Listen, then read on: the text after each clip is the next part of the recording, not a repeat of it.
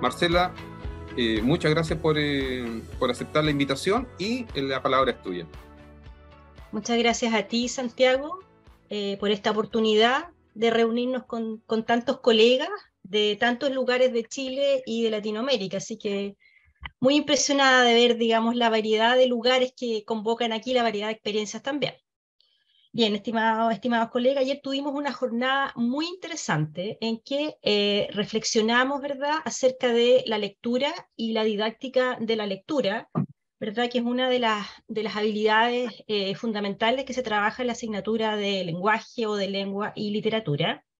Y hoy día vamos a continuar, ¿verdad?, con el paso lógico que viene después de la comprensión, que es la producción textual, ¿verdad? Por lo tanto, hoy día también vamos a hacer algunos alcances a lo que es también la lectura, puesto que para un buen proceso de escritura hay que integrar, ¿verdad?, lectura. Voy a compartir la presentación.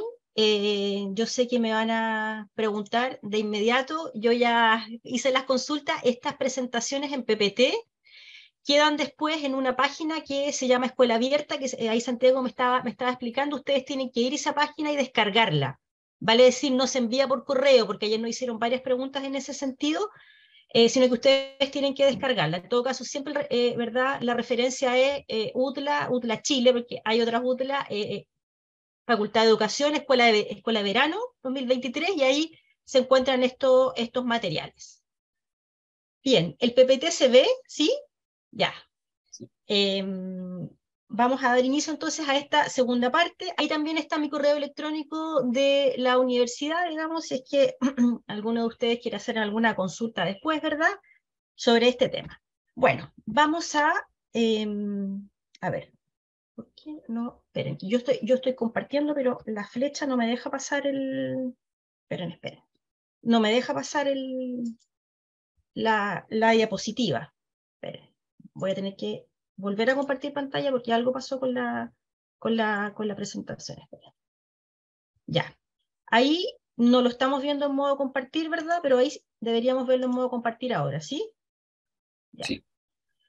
Ahora sí, bien. Vamos a hablar entonces, básicamente en el curso vamos a hacer una reflexión también sobre lo que es el texto escrito, ¿eh? Porque sabemos que los procesos de lectura y de escritura son procesos que están en función del texto escrito. Entonces yo quise iniciar este curso reflexionando dónde partió esto, ¿verdad? Y de acuerdo a las informaciones que yo estuve viendo, esto proviene de la prensa, porque efectivamente fue una noticia que apareció hace poco. Esta es una de las del documento antiguo más, es el vestigio, digamos, documento, entre comillas, porque es una piedra, ¿verdad? Es una tabla de arcilla, en realidad, que corresponde a la escritura cuneiforme, ideada por los fenicios, pero dado que los fenicios eran un pueblo comerciante y navegante, los fenicios lo esparcieron por parte de Asia Menor. Por lo tanto, esta tablilla corresponde a Mesopotamia, a la antigua cultura mesopotámica, ¿verdad?, que es uno de los orígenes de la civilización, que corresponde a Irak hoy día, y ¿verdad?, es un documento de esta escritura cuneiforme que se hacía con estas cuñas sobre la arcilla blanda, ¿verdad? Por lo tanto, la humanidad hace aproximadamente un poquito más de 5.000 años, ¿verdad?, que la humanidad ya se está relacionando a partir del texto escrito.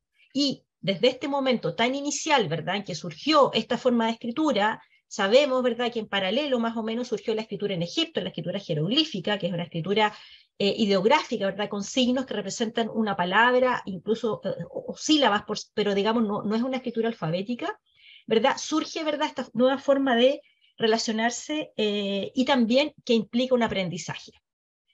Pensemos ahora entonces por qué es importante la escritura, porque es una de las habilidades transversales que trabajamos en el aula de lenguaje, ¿verdad? Y vamos a dividir esto en dos, ¿verdad? En dos aspectos, ¿verdad? Uno, hay un valor, lo que se ha llamado el valor cultural de la escritura, y básicamente alude a la función social que tiene la escritura, ¿verdad? Y es que, como bien sale acá, y esto lo hemos estudiado en la escuela, lo estudiamos ¿verdad?, cuando analizamos en historia, ¿verdad?, el surgimiento de las primeras civilizaciones, la escritura permitió la transmisión del conocimiento acumulado. Y también, y eso también es una de las razones que motivaron el uso de la escritura, tiene que ver con la administración. Ustedes saben que la escritura se asocia a las civilizaciones asentadas, a las civilizaciones más complejas. Por ejemplo, los quipus, ¿verdad?, que son estas como lianas, estas cuerdas que se amarran, que es de la escritura inca. Los quipus surgieron para mantener la contabilidad que tiene que ver con el almacenamiento de alimentos. Y parte por ahí la escritura en el caso de América, de nuestra América, ¿verdad? Llevar algún tipo de orden. Luego tenemos la función histórica, fijar hechos importantes y, ¿verdad?, ser un medio de comunicación entre los pueblos y también entre las personas, ¿verdad? Por lo tanto, la importancia de la historia, ¿verdad?, histórica de la administración, de la escritura en la administración, en la cultura, en el saber, es muy importante. Pero, ¿verdad?, nosotros, los profesores de lenguaje, trabajamos más bien con, ¿saben qué me pasa? Que al apretar, a ver, si aprieto la tecla de flecha, no me cambia la diapositiva, me quedo pegada aquí, a ver, déjenme ver si saliendo del modo pantalla completa, no sé por qué, no logro pasar la diapositiva, a ver.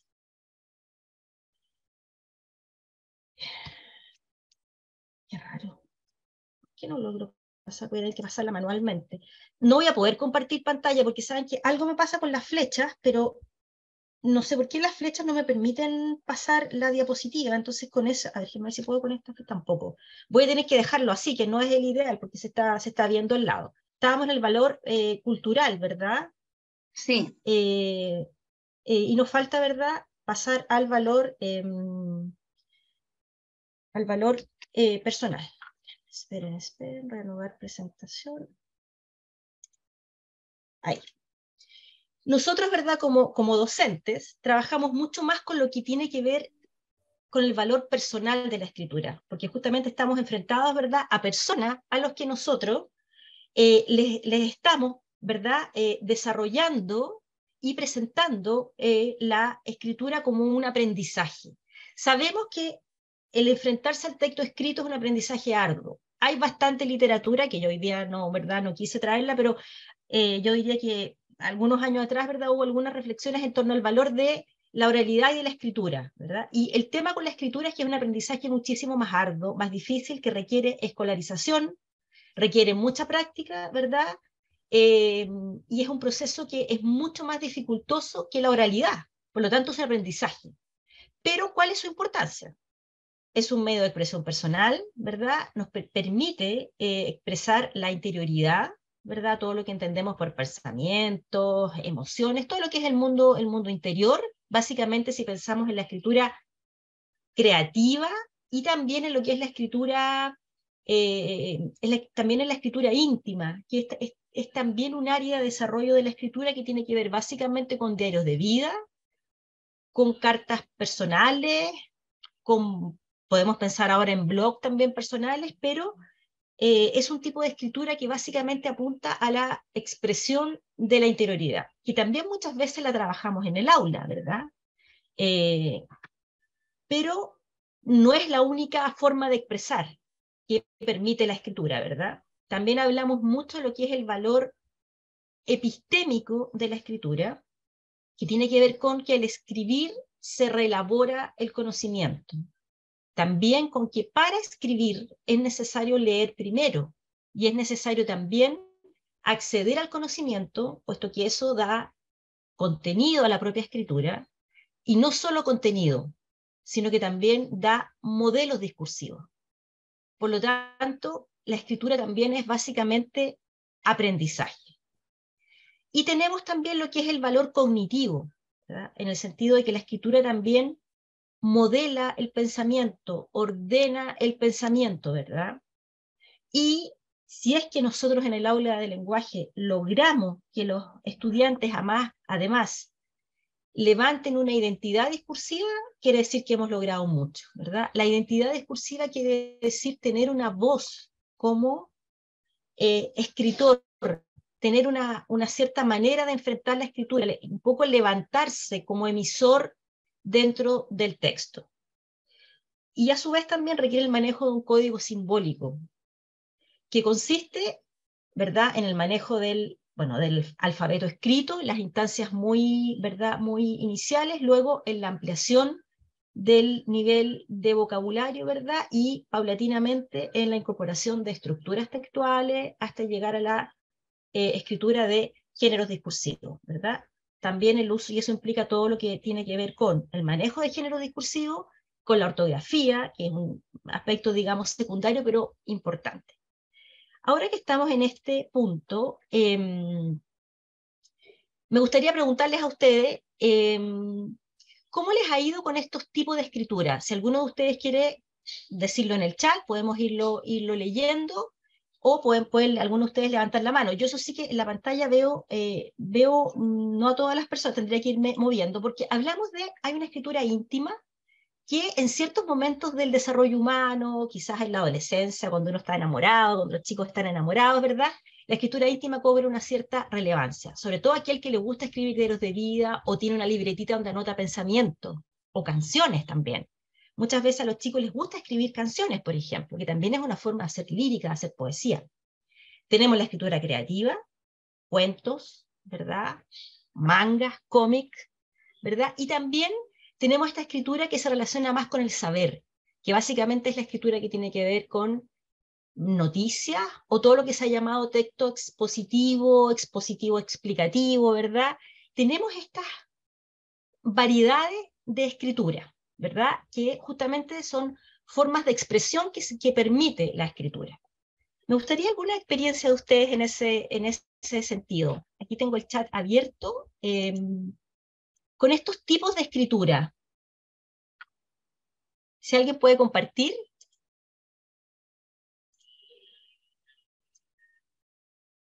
Justamente los tipos de escritura de los que hemos hablado. ¿Alguna experiencia? La escritura, dice, es muy bien recibida y realizada por los estudiantes, y una muy buena experiencia fue el diario de lectura. Mira, muy interesante lo que dice Marcela Gómez, porque en realidad es algo que en su momento cuando yo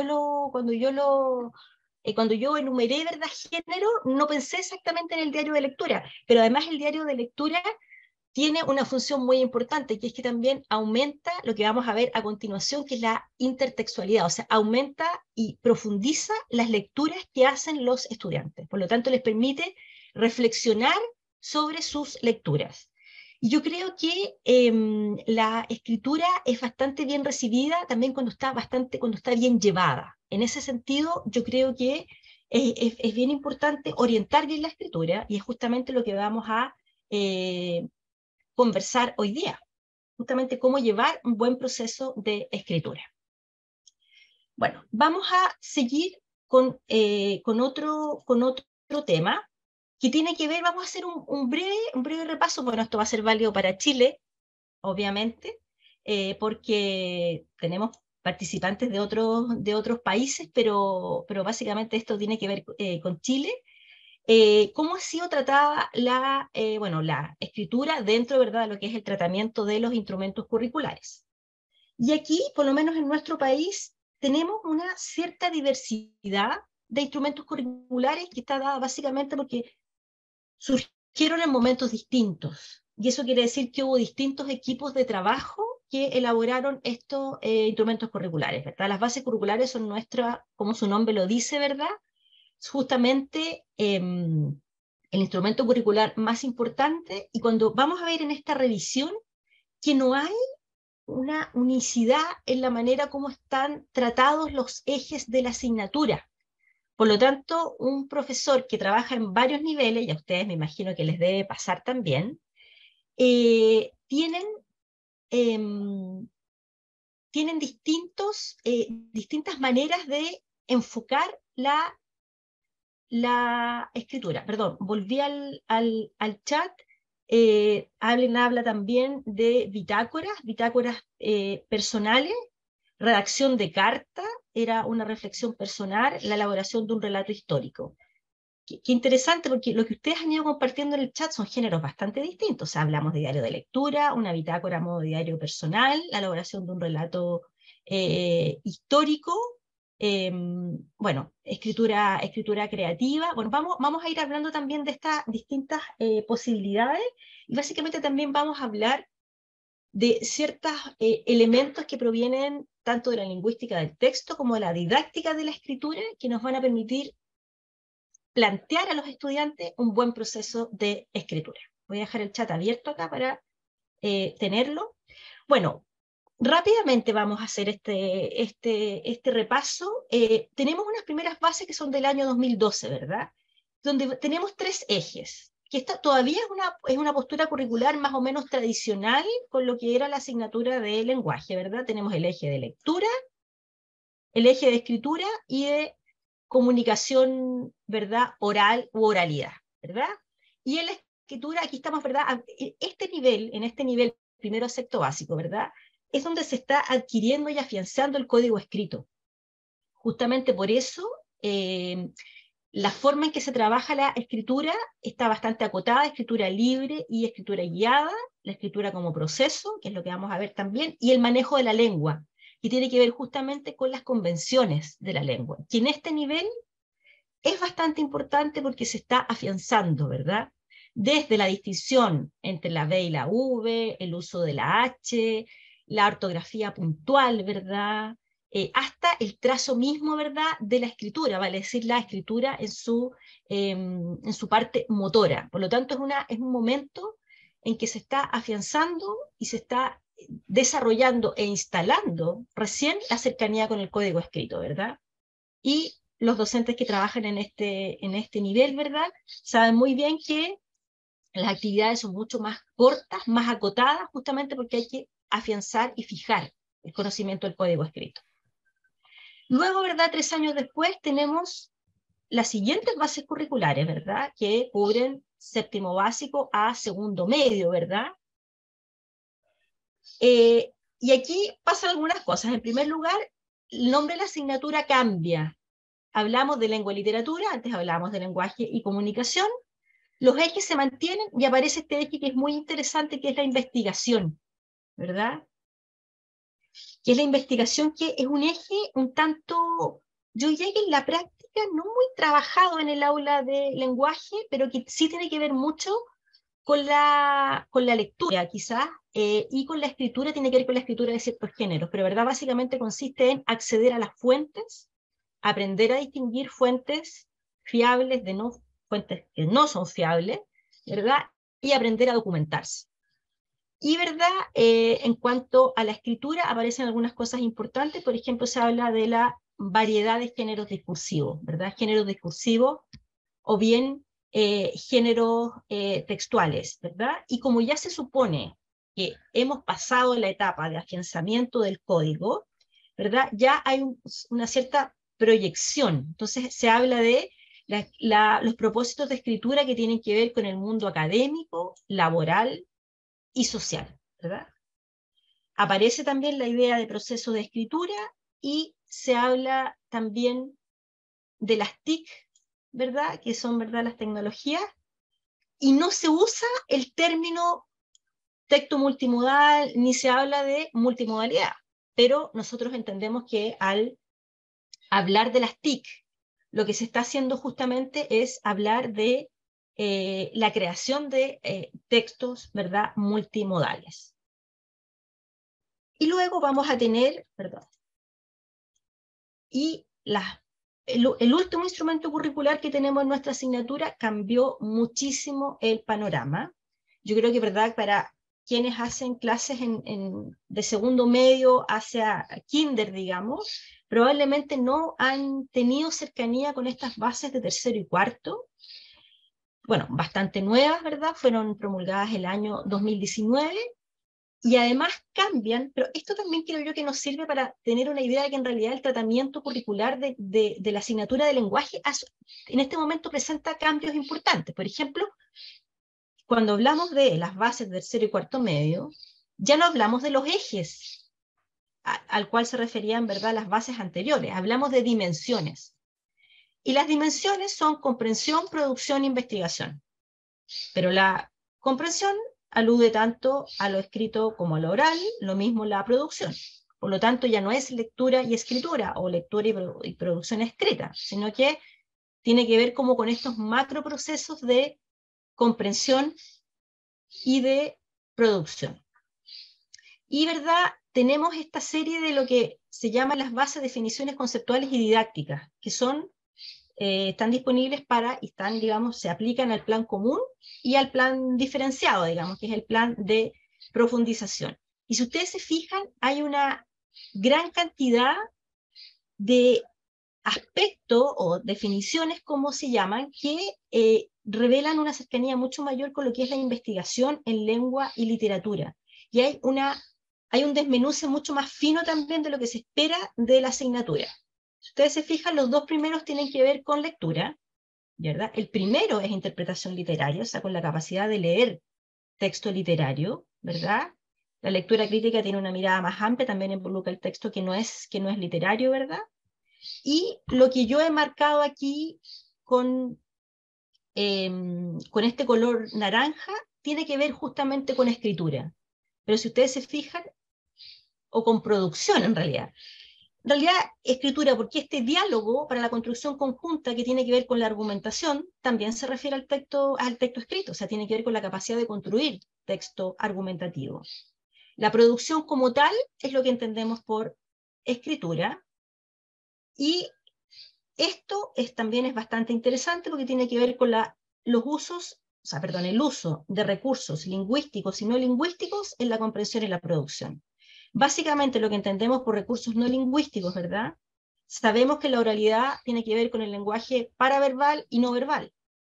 Y en el texto escrito, lo no lingüístico tiene que ver con todo lo que son los signos visuales auxiliares, con el uso de imágenes, ¿verdad? Imágenes, ilustraciones, todo lo que tiene que ver con los recursos visuales, que en realidad es algo que hoy día, con la irrupción del texto multimodal, está muy en boga, ¿verdad? Y es también importante, los estudiantes desde niños saben utilizar esto. Piensen ustedes, ¿verdad?, que todo lo que es el acercamiento al texto escrito, que pasa por todos los libros que se dan a leer y que están en las bibliotecas de aula de pre-kinder, kinder, primero, segundo básico, es muy visual.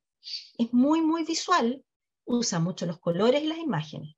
Y lo que pasaba antiguamente es que los profesores de los cursos superiores muchas veces éramos más monomodales, vale decir, mucho énfasis en el soporte lingüístico, en el mensaje lingüístico, en la escritura de texto, ¿verdad? Y habíamos dejado un poco de lado, y el análisis también lo había dejado de lado, todo el uso de elementos no lingüísticos en la comprensión y la producción. Y eso hoy día se incorpora como análisis multimodal.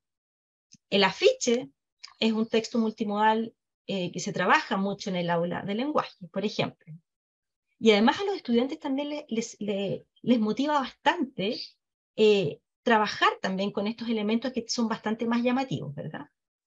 Bueno, y también los medios digitales y tecnología también tienen que ver con la capacidad de producir textos multimodales, de manejarse en el hipertexto también. Por ahí en el chat también, claro, sacan a colación, por ejemplo, una experiencia en tercero medio, la elaboración, o sea, entiendo yo que son estudiantes de tercero medio que elaboraron infografías, ¿verdad?, para presentárselas a compañeros de cursos más pequeños.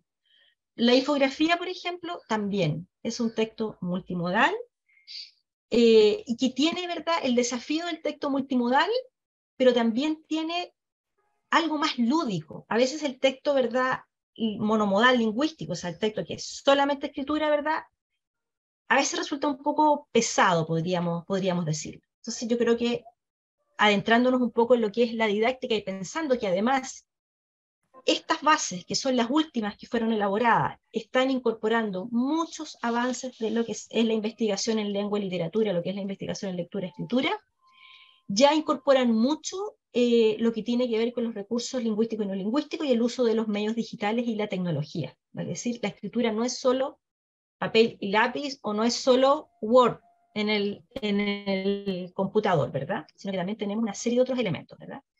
Bueno, y este panorama, ¿verdad?, nos muestra que no hay una unidad en nuestro país en la manera como pero sí hay una unidad bastante importante en lo que se quiere fomentar, ¿verdad?, que son básicamente las habilidades comunicativas. y siempre el énfasis está puesto en la comprensión y la producción, ¿vale? Es decir, en ser hablantes comunicativamente competentes, ¿verdad? Aunque tengamos ciertas distinciones, ¿verdad? Y me parece interesante también haber trabajado un poco con estas bases del 2019 porque todavía no son muy conocidas. Los profesores de tercero y cuarto medio tuvieron que el 2019 para el 2020 hacer una incorporación bastante rápida de lo que era, lo que implicaban estas bases para los cursos de tercero y cuarto medio, y también nos da bastantes luces lo que se puede hacer hacia los cursos inferiores, ¿verdad? O sea, en términos de que todo esto ya está en el currículum. Aunque esté para tercero y cuarto medio, también podemos aplicarlo, ¿verdad? A los cursos más pequeños y pensar que tenemos estas definiciones conceptuales que nos ayudan, ¿verdad? Con el trabajo en el aula.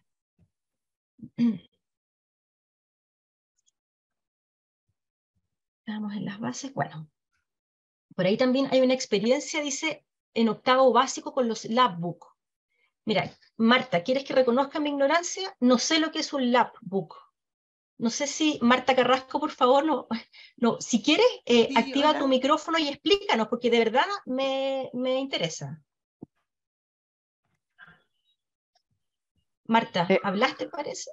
¿Serán los Te libros escucho. digitales, Los Marcela? laptops son como las infografías, pero son como libros, son como, Los pueden ser libros de diferentes digitales. formas, pueden ser como folletos, como libros digitales, como Exacto. infografías en distintos dobleces que tienen interacciones. Por ejemplo, tú le puedes colgar, no sé, cordeles y le pones pinchos para que vayan con la información. O sea, son distintas formas de expresión del texto. Son, podríamos llamarlo infografías, pero con distintos formatos. Ya, y son Eso. en 3D, por lo que tú dices también. O sea, en el fondo es un libro que se abre, que puede tener dimensiones, lo puedes girar, lo puedes colgar, ¿verdad? Algo así. Por lo Exacto, que, sí. ya, Depende de la creatividad del estudiante también. ya. Y dice Natalia, se ocupan mucho en la comprensión de lectura. Ya, es un cuaderno desplegable. Gracias. Oye, en realidad, ¿sabes lo que pasa? Que en realidad, cuando ustedes lo describieron, ya sé lo que es. Lo que pasa es que no lo conocía con ese nombre, lab. Una matriz, ya unos ejemplos que pueda tomar para que lo repita. ¿Ya? Ya. Bueno, al parecer, eso es un anglicismo el labbook. Habría que ver qué es lo que significa exactamente labbook. Eh, pero me pareció muy interesante y efectivamente, sí, había visto muchas instancias. Estoy pensando, yo tengo un hijo en segundo básico, creo que mi hijo este año terminó segundo, creo que todavía en segundo básico no hicieron algo así, pero sí en los niveles, yo diría cuarto, quinto, sexto, séptimo, octavo, se hace bastante. También he visto algo similar, que también se está haciendo mucho en el aula de lenguaje, que es este teatro, ¿verdad? Este teatro que se presenta, que es como una especie de cartón, ¿verdad? Que se va contando la historia y se van sacando láminas, ¿verdad? Libro pop-up. Ese nombre es el que yo lo había visto. Y este teatro también, que es como este teatro japonés, ¿verdad? Que uno en vez de... Kamichibai se llama. Kamichibai, gracias, exactamente. Sí. Efectivamente, parece que ustedes han tenido experiencias con eso. Yo creo que vamos a hablar al final también del tema de lo que es evaluar escritura, porque yo creo Ahí que sí. claramente el Kamishibai, ¿verdad? O todo el labbook o el libro pop-up, claramente tienen un desafío que también son textos muy visuales, y por lo tanto cuando ustedes los evalúen, ¿verdad? Tienen que considerar en la rúbrica tanto el contenido, ¿verdad? Como la presentación, o sea, el aspecto visual que están trabajando los estudiantes. ¿Por qué? Porque a veces pasa que hay estudiantes que tienen bastante facilidad, ya sea por el dibujo, por los programas, que a lo mejor lo pueden hacer en soportes computacionales, por ejemplo, con Canvas, como decían por ahí, que se presta mucho para hacer infografías o afiches, pero podría ser que el contenido estuviera débil. Entonces también es importante que un texto con estas características de ser visualmente tan atractivo y tan elaborado, también tiene que cumplir con ciertos requisitos de contenido. O sea, no basta con que sea muy llamativo, muy bonito, sino que además también, ¿verdad? Y ahí tenemos que equilibrar lo que es la experiencia visual, la construcción, ¿verdad? De estos géneros, ¿verdad? Que son muy visuales, con tener un contenido bastante mejor trabajado. Veo que ustedes tienen mucha experiencia en eso y eso también es muy bueno porque revela que ustedes al estar en el aula ya están incorporando todo esto. Y además también te digo, estas herramientas, yo cuando descubrí Canva se me facilitó la vida, porque la verdad que para muchas presentaciones en PPT no es lo mismo, ¿verdad? Canva facilita bastante lo que es el manejo de todos los elementos visuales. Bueno, veo que estamos todos, ¿verdad?, en esta línea de lo que plantea nuestro ministerio, ¿verdad? Y creo que este tópico de recursos lingüísticos y no lingüísticos en la comprensión y la producción está bastante bien aplicado. Si además a eso, por ejemplo, en el Kamichibai además estamos incorporando lo que es lectura literaria, lo que es investigación, lo que es selección de textos, ¿verdad? Y también el aprendizaje basado en proyectos, porque llegar a construir un Kamishibai, llegar a construir un libro pop-up, ¿verdad? Igual implica, ¿verdad? Es un proyecto, ¿no? Es más que una, ¿verdad? Que cumplir un requisito de una prueba, de una evaluación. Ahí nos dicen, plataforma digital es Geniali, similar a Canva. Excelente dato porque yo uso Canva y hay que inscribirse en Canva y eso, y la verdad es que no conocía Geniali, ¿verdad? Bueno, gracias por sus aportes, la verdad es que me parece súper relevante todo esto que ustedes han compartido, todos estos géneros. Yo debo reconocer que yo no estoy en aula de colegio hace ya varios años, y yo mientras fui profesora de colegio, estos géneros como el Kamishibai, el libro pop-up, no estaban tan en boga, más bien hacíamos afiches, hacíamos algo que era generar una ilustración para un texto, una especie de díptico. Era ¿verdad? Era una hoja de blog, en mi época era una hoja de blog, ¿verdad? O algo así, que había un texto literario que al estudiante le llamaba la atención, le llegaba, y en la hoja contraria, el estudiante generaba una imagen o la sacaba de alguna parte, la intervenía, hacía un collage, que en alguna medida ilustrara ese contenido, y estos dípticos después se presentaban, se ponían en el pasillo, en fin, era una cosa un poco más manual. Yo creo que tanto el Kamishibai como el libro pop-up, como también, ¿verdad?, otras actividades que van más allá de la escritura, todo lo que es la oralidad, también para los estudiantes tiene un desafío de que es algo más lúdico, ¿verdad? Ojo, no descuidemos la investigación y el contenido, también están ahí, ¿verdad? También están. Bueno, vamos a revisar ahora, voy a ver cómo ando con el tiempo, quise organizar esta capacitación también un poco con una reflexión acerca del texto escrito, ¿verdad? Porque muchas veces, ¿verdad?, durante el año, durante nuestra gestión en aula, durante nuestro trabajo, ¿verdad?, estamos siempre haciendo cosas con los estudiantes, ¿verdad?, haciendo actividades de lectura, escritura, en fin. Quise también que este curso fuera como una instancia un poco de volver un poco a esta reflexión básica de cuáles son las características del texto escrito, que a partir de esta reflexión, en el fondo, ustedes durante el año puedan aplicar ciertos criterios que les van a servir para orientar las actividades con texto escrito. Traje aquí, ¿verdad?, algo con verdad muy básico. Estas son unas autoras argentinas, Marro y de la Mea, ¿verdad?, que trabajan básicamente con Fandic, ¿verdad? Mucho con Fandic, pero hacen son de los años 90, ¿verdad?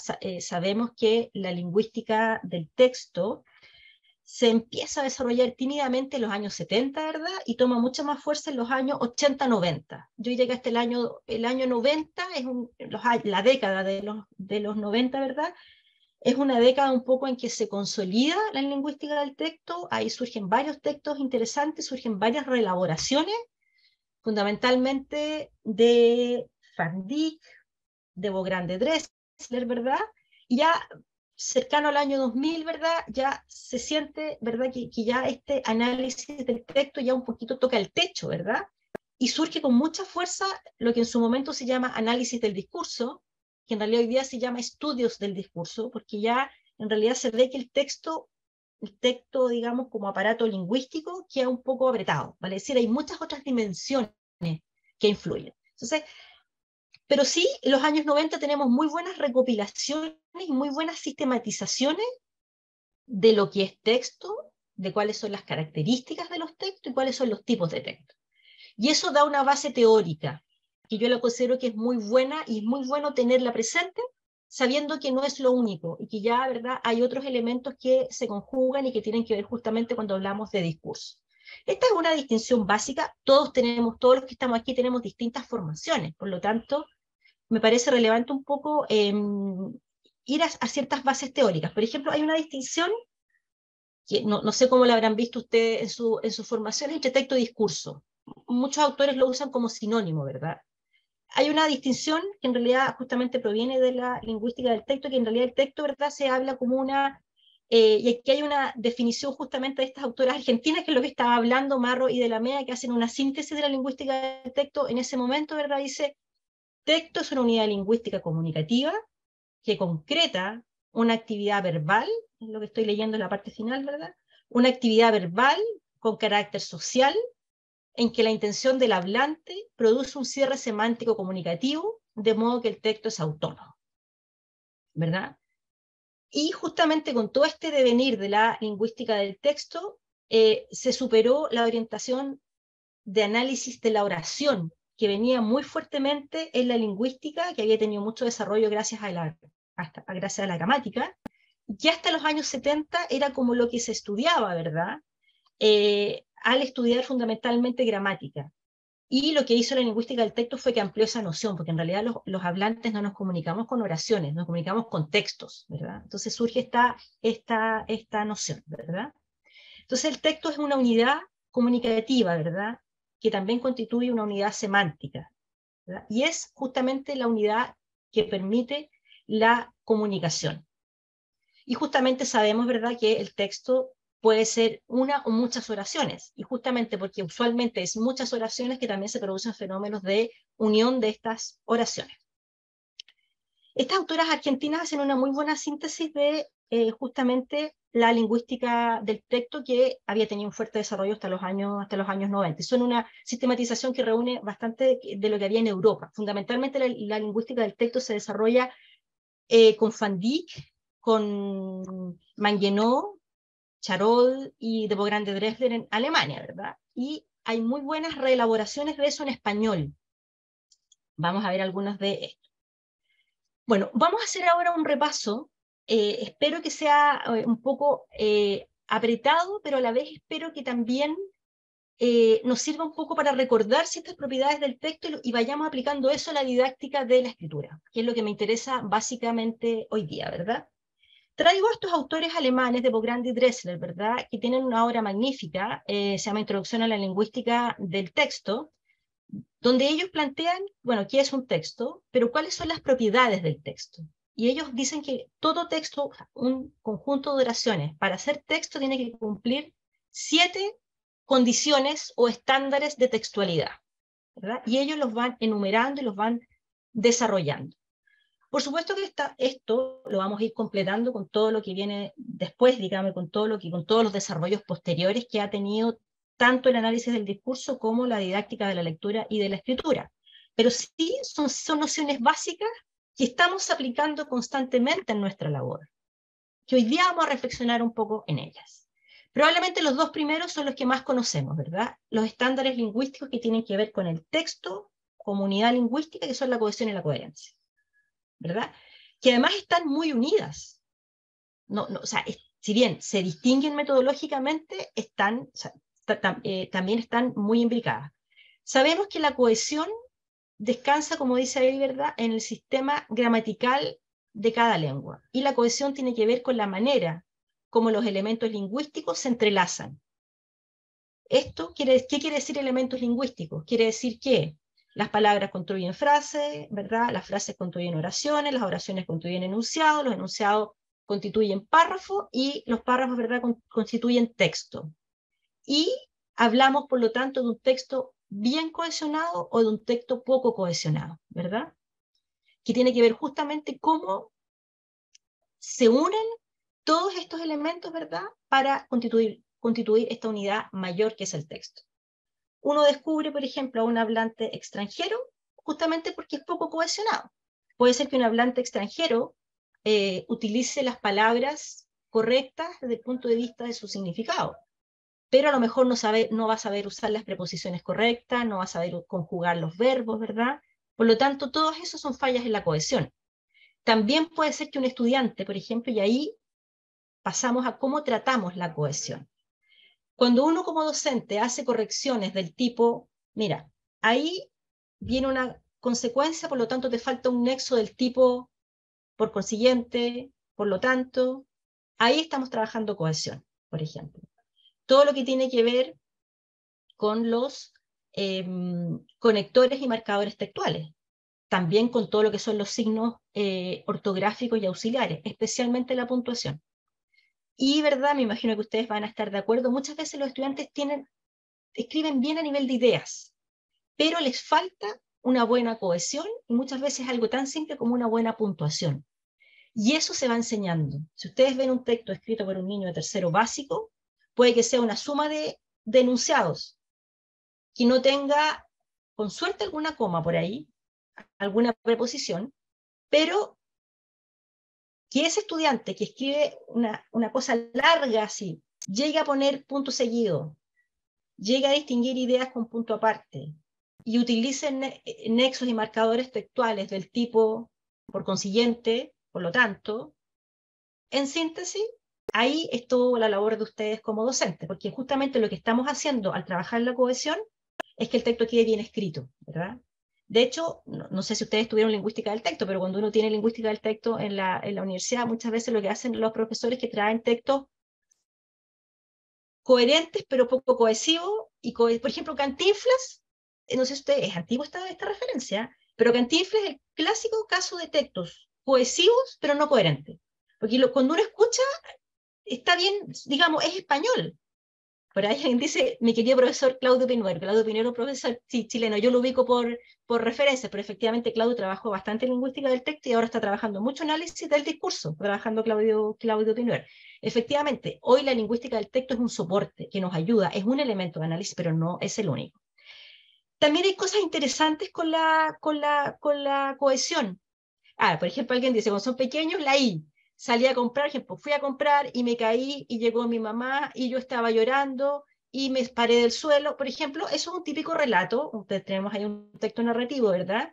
De un niño. Gracias por el ejemplo, Jennifer Palacio. Efectivamente, pues, los niños más pequeños hacen como largas enumeraciones, ¿verdad? Pues puede ser un texto narrativo, puede ser propiedades, en fin, de algo, por ejemplo, pero hay que introducir elementos de cohesión que ordenen ese texto y que establezcan también relaciones de coherencia.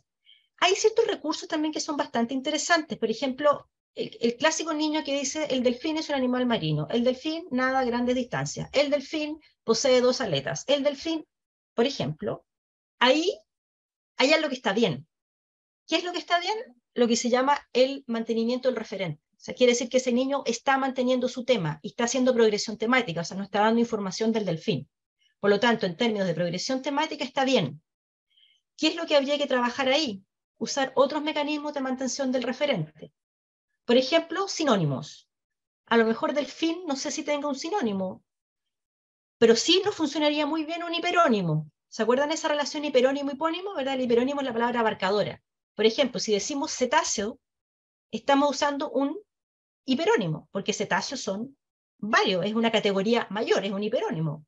Si decimos el pez también es un hiperónimo de alto nivel. Si decimos más arriba, porque pez involucra cetáceos y a muchos otros. No soy experta en botánica, en clasificación de animales, pero sí, por ejemplo, animal marino. ¿Ya? Por ejemplo, eso es un ejercicio muy simple en que estamos mejorando la cohesión. Sabemos que el niño está hablando del delfín, sí. Está desarrollando su tema, sí. Lo que le falta, ¿verdad?, es utilizar hiperónimos o sinónimos, simplemente pronombres, por ejemplo, nada, grandes distancias. En el verbo nadar, ¿verdad?, ahí tenemos un sujeto residencial que nos remite al delfín. Y correferentes. ¿Qué son los correferentes? Los correferentes no son sinónimos, sino que son palabras que tienen un mismo referente. Yo me acuerdo que haber trabajado esto de los correferentes una época en que estaba de moda, estaba muy famoso Marcelo Ríos cuando era un tenista. Entonces analizamos una noticia que utilizaba un correferente, por ejemplo, hablaba Marcelo Ríos, ¿ya? El tenista chileno. Ahí tenemos una denominación propia, Marcelo Ríos, tenemos el tenista chileno, que es un correferente de Marcelo Díaz, Y en esa época se le llamaba también el bombardero de la Reina, porque él vivía en La Reina, en la comuna de La Reina. Entonces, el bombardero de la Reina, el tenista chileno, eran correferentes, ¿verdad? Y nos estábamos refiriendo a la misma persona. Entonces, por ejemplo, esos son ejercicios que se pueden hacer primero aisladamente y luego en el texto real producido por el alumno, ¿verdad? Me dicen es Fernando González, ya, perdón, el bombardero de la Reina es Fernando González, ya, me equivoqué, pero bueno, podríamos utilizar, ¿verdad?, estos correferentes, pero lo que interesa es que hay una variedad de recursos, vale decir, un buen manejo de la lengua implica que la lengua tiene a disposición de los hablantes, o sea, nosotros, una variedad de recursos que evitan la repetición y la monotonía, ¿verdad? Entonces, cuando hablamos de cohesión, ¿verdad?, hablamos de mejorar esto, mejorar, ¿verdad?, la forma como está escrito y evitar la repetición. Usar marcadores y conectores, ¿verdad?, que también son una ayuda para la coherencia.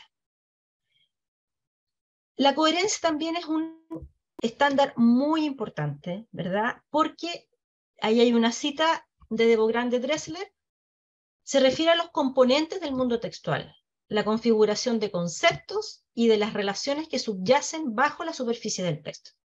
Vale decir, la coherencia tiene que ver con el mundo conceptual, con la información que se está presentando en el texto, y que tiene que ver con ser capaces de, como dice acá, distinguir quiénes son los actantes, o sea, los que están ejecutando acciones o están sufriendo estados, ¿verdad? Cuáles son los verbos que demuestran acciones, estados, cuáles son los objetos, las entidades afectadas, qué relaciones de causalidad hay. Debogrand de Dressler hablan de propósito, o sea, el fin, el para, cuando se expresa el para o el fin de alguna acción o de algún proceso, el propósito, el tiempo, también, ¿verdad? Y dicen los autores, un texto no tiene sentido por sí mismo, sino gracias a la interacción que se establece entre el conocimiento presentado en el texto y el conocimiento del mundo almacenado en la memoria de los interlocutores. Por algo, la coherencia, ¿verdad?, tiene mucho que ver también con el receptor. O sea, es el receptor el que va a tener que muchas veces analizar y desambiguar enunciados difíciles de entender para restablecer la coherencia. Yo recuerdo que ayer Abraham trajo una oración de ejemplo en lectura, que no me acuerdo cómo era exactamente, pero ayer lo vio, pero era algo así como el policía divisó a la mujer con los prismáticos, si mal no recuerdo, era algo así, ¿verdad? Entonces ahí uno tiene un instrumento, no lo puse en el listado, pero está también instrumento. Entonces ahí lo que hay que hacer es restablecer una relación de coherencia. ¿Quién tenía los prismáticos? El policía tenía los prismáticos puestos y gracias a eso vio a la mujer, por lo tanto la mujer estaba bastante lejos, o el policía vio a la mujer y la mujer tenía los prismáticos puestos o los tenía colgando, en fin. Por ejemplo, esa oración, si ustedes se fijan, es interesante porque esa oración es cohesiva. O sea, es una oración que está formulada de acuerdo a las reglas del español. Sí es cohesiva, pero no es tan coherente, es una oración ambigua, en la cual es necesario que el receptor restablezca la coherencia. Establezca en realidad cuál es la coherencia. La información contextual, por supuesto, que suple eso, pero así como estaba dicha, es una oración en que entonces ahí lo que hay que hacer es que hay que ver en ese caso el objeto, que era la mujer, que el policía es el actante, ¿verdad? La acción es ver, y el objeto, que es la entidad afectada a la mujer, tenemos que saber si la mujer tenía o no los prismáticos. Por ejemplo, ahí hay que aplicar y hay que desambiguar la coherencia. Profesora, ¿sí? ¿te puedo hacer un Adelante. alcance? Claro. Lo que tú estás comentando sucede mucho en la televisión. La gente que está encargada de poner los textos escritos abajo es a veces, pero duelen los ojos. Porque ellos no claro. son periodistas, debieran ser profesores especialistas en lenguaje, porque a veces no hay cohesión posible. Lo que pasa es que ahí tienes un soporte que obliga a la brevedad, que es esta wincha. Sí. Entonces, Sí. como esta huencha obliga a la brevedad, en el fondo lo que hacen ellos es que establecen la relación con la mínima cantidad de palabras posible, la relación entre actante y Ah, verbo. ¿Te sí, fijas o no? pero claro, Y a veces hay objetos involucrados, que puede ser objeto directo o indirecto, o sea, el complemento directo o indirecto, digamos. Entonces a veces uno no sabe quién vio a quién. Yo recuerdo haber exacto. visto a veces en Twitter o en Instagram, hay gente que saca fotos y sube cosas, o no, no sé, algo así, algo así, mató a suegra, no sé qué, con un tenedor, era una cosa muy rara, una vez un enunciado que no se entendía Claro, nada, claro. no me acuerdo bien cómo era algo con la suegra, y efectivamente lo que no estaba claro Mm, es la relación que tenemos en el fondo, y eso es lo interesante de la comprensión de lectura, que en el fondo lo que exacto. uno hace en la comprensión de lectura es que uno tiene que a través de la superficie del texto restablecer la relación de coherencia que hay detrás. Y eso es lo que Van Dyck llama la microestructura. Ujú, Por ejemplo, en el caso de la oración que yo saqué a colación, ujú, supongamos que yo tengo dos microestructuras posibles, ¿verdad? Tengo la microestructura policía, actante, sujeto de la acción deber, policía acompañado del instrumento con prismáticos, ve a una mujer. Y tengo otra microestructura posible que es policía, actante, realiza la acción deber, objeto, una mujer que lleva o que tiene tomado prismático. mm, Tengo dos microestructuras posibles, ¿verdad? Y acá hay muchos fenómenos importantes, porque, por ejemplo, puede haber una oración bastante más larga, ¿verdad? Como poco económica, y que uno la pueda reducir a una microestructura, en el fondo, bastante más acotada. Que uno, lo que uno hace, ¿verdad?, es que claro, establece, en el fondo, los roles temáticos que se llaman, los roles semánticos, de quién hace qué, quién ve a quién toma esto, claro, ¿verdad? claro. Claro, efectivamente eso en los textos muy breves, como el afiche, esa wincha que tú mencionas, Ujú. eh, muchas veces no está bien Hay, expresado. no, hay Y muchas errores y veces, lástima que lo ven nuestros niños. mira, voy a buscar ejemplos de eso, porque en realidad es bien. Ahora uno se da cuenta como hablante, bueno, ¿qué es esto, digamos? ¿Quién mató a quién, digamos, en esto? A veces ni siquiera queda claro, digamos, cuál fue el Exactamente, hecho presentado. También pasa mucho exacto. con la coherencia. A veces los estudiantes ya aprenden el sujeto desinencial, entonces ya no usan tanto el sujeto expreso, ¿ya? Pero si tú tienes varios referentes previos y tienes una oración en la que no tienes el sujeto expreso, te podría costar saber a quién se refiere esa oración. Estoy hablando de dos personas, por ejemplo, y de repente digo, bueno, y entonces tomó su mochila y salió, bueno, ¿quién tomó su mochila y salió, verdad? O sea, ahí en el fondo hay que muchas veces uno tiene que restablecer y hacer que Mm, también el alumno exacto. tenga una cohesión que permita la coherencia, digamos. Y ahí también hay juegos, porque muchas veces hay textos poco cohesivos que tienen un afán, un fin, o que dejan vacío, ¿verdad? Por ejemplo, también un recurso de cohesión es la elipsis, o sea, elidir elementos porque el receptor tiene que reconstituirlos mentalmente, también. Por ejemplo, muchas veces las novelas de misterio, por ahí alguien decía, me resultó trabajar cuentos de misterio. Mm, Por ejemplo, muchas veces para los cuentos de misterio hay que dejar cierta ambigüedad y ciertas acciones que no esté totalmente claro quién las hizo, para que el cuento te funcione. ¿Me fijas? claro. Entonces, hay ahí también algunos juegos interesantes. Y por último, Van Dyck también hace un aporte bastante interesante con la coherencia, que habla de coherencia local y coherencia global. Y esto también es muy importante y también aparece mucho en las rúbricas. Lo que pasa es que no nos damos cuenta, pero por ejemplo, ¿qué es lo que dice Van Dyck? La coherencia local tiene que ver con secciones del texto que tienen un propósito específico. Por ejemplo, introducción. Entonces, por ejemplo, cuando yo hago una rúbrica y digo introducción, la introducción presenta el tema, hace tal cosa, da un ejemplo, yo ahí estoy evaluando la coherencia local del alumno. O sea, si él fue capaz de construir una introducción que funcione comunicativamente, ¿verdad? Y luego tenemos la coherencia global, que es si el texto completo cumple el propósito comunicativo. Entonces, esas nociones de coherencia local y global son muy importantes, porque hay que tener coherencia local, vale decir, de las distintas partes del texto, y además una coherencia global. Y puede ser, por ejemplo, que un alumno tenga a lo mejor, por ejemplo, un muy buen inicio de cuento, y presente a los personajes, tenga buenas descripciones que ambienten el cuento que está escribiendo, pero resulta que no fue capaz de desarrollar un buen nudo, ni un clímax, ni un desenlace. Entonces ahí, por ejemplo, podríamos decir que tiene una muy buena coherencia local en el inicio del cuento, ¿verdad? O del texto narrativo, en la situación inicial, pero no tiene una buena coherencia local, por ejemplo. Entonces, esas nociones de coherencia local y coherencia global son bastante importantes y tienen mucho que ver con el tipo de texto. Ahí lo vamos a ir viendo cuando hablemos de los géneros. Porque la coherencia local cambia según el género. Entonces no podemos evaluar igual un texto narrativo que un ensayo, que una crítica de cine o que otro género. ¿Sí? Entonces es bastante interesante. Hay harto más con la coherencia, también está lo que es la relevancia, en verdad, o sea, cómo se entiende la relevancia, es un fenómeno, la coherencia es un fenómeno mental. Entonces es bastante interesante en eso, y también los textos lo trabajan de forma distinta. Aquí tengo justamente un ejemplo de lo que estaba diciendo, por ejemplo, en un texto narrativo. ¿Qué es lo que pedimos? Que haya una buena secuencia de acontecimientos.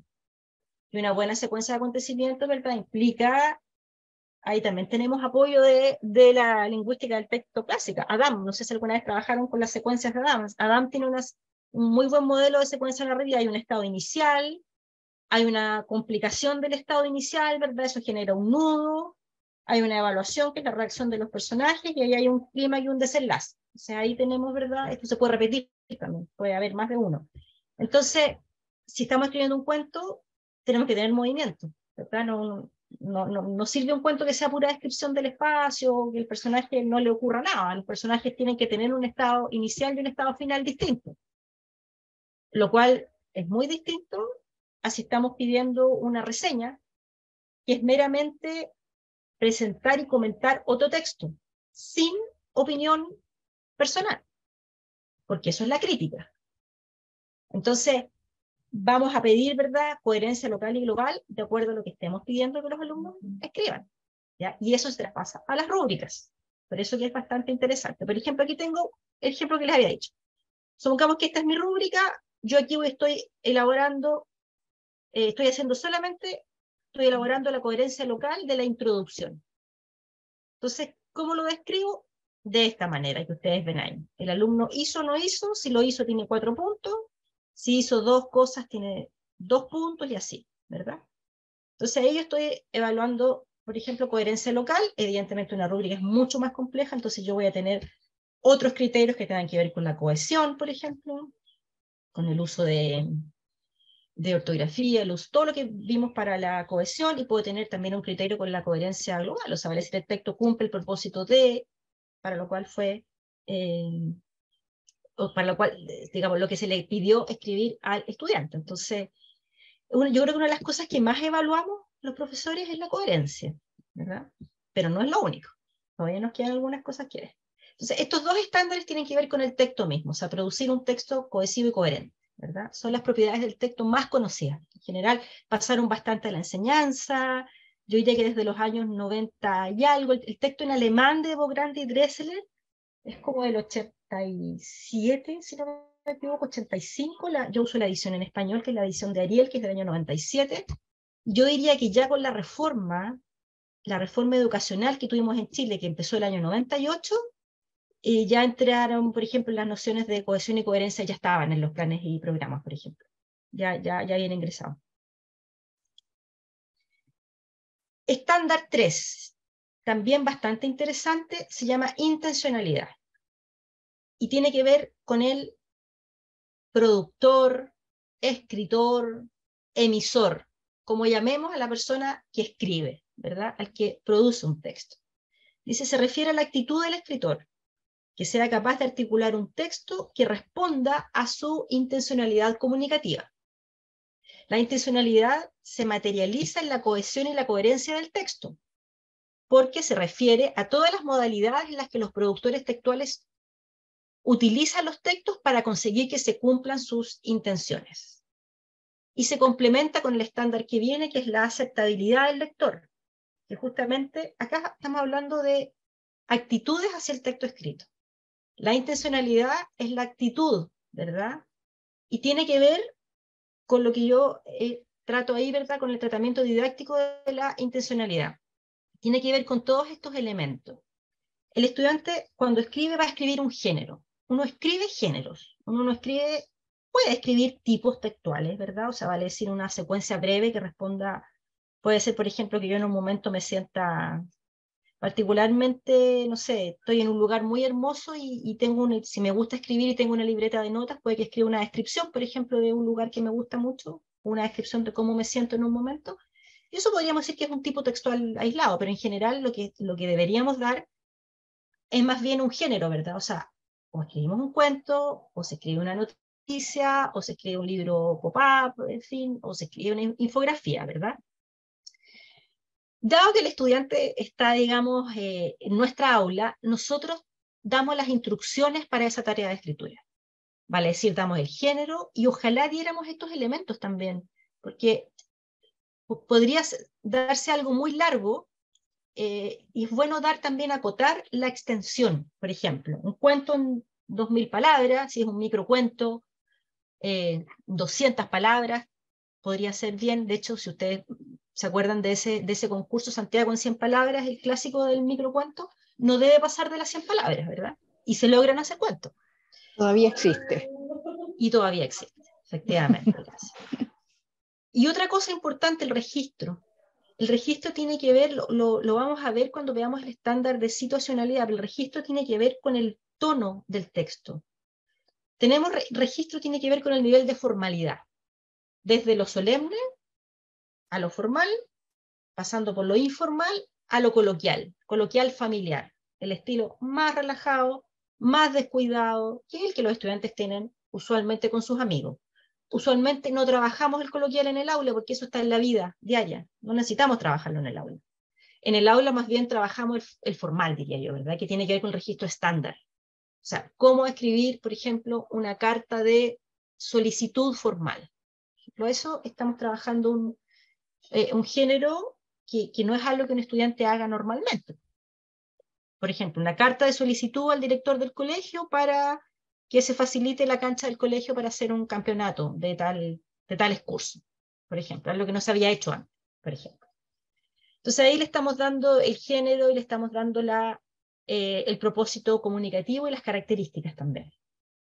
Y luego también motivar la escritura, porque esta intencionalidad en el aula de lenguaje hay que hacerla surgir, vale decir, es el profesor el que pone este desafío, ¿verdad? Y pone esto, y que es una tarea, ¿verdad? Una actividad que se desarrolla, ¿verdad? En la asignatura, por lo tanto hay que hacer surgir la motivación y además dar las instrucciones para desarrollar esa tarea de escritura, o sea, conducir esa intencionalidad, dar las características de lo que estamos pidiendo. Y eso debería moldearse en la etapa de planificación. O sea, todos estos elementos deberían estar bastante claros y ordenados en la etapa de planificación para que el estudiante sepa qué tiene que hacer. Además hay otros elementos en la etapa de planificación, pero estos son los que deben estar.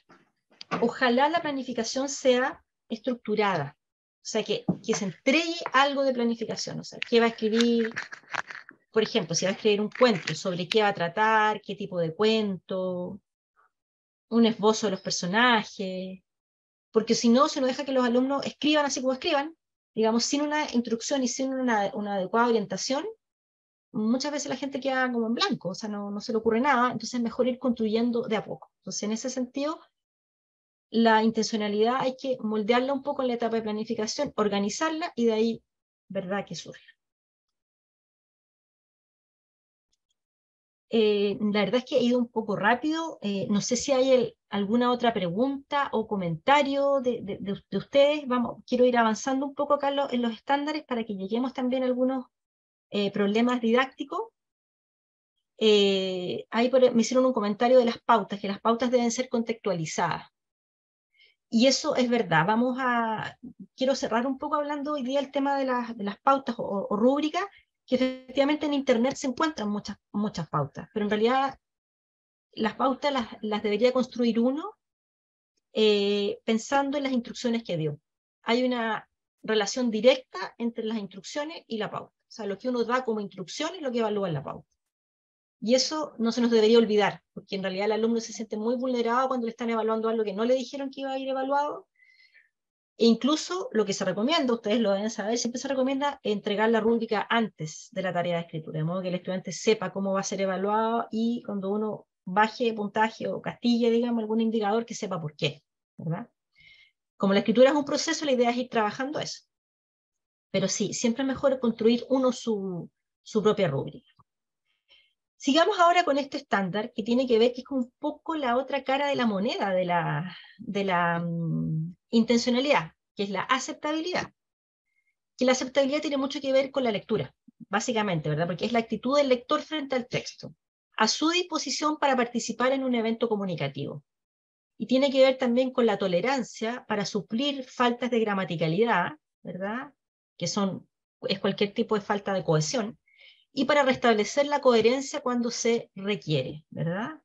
Ahora, no hay que abusar de la aceptabilidad. Un texto mal escrito, un texto difícil, es un texto que pide bastante actitud del lector. Entonces, hay que lograr un equilibrio. ¿Qué fenómeno interesante hay con la aceptabilidad? La realización de inferencias tiene que ver con la aceptabilidad.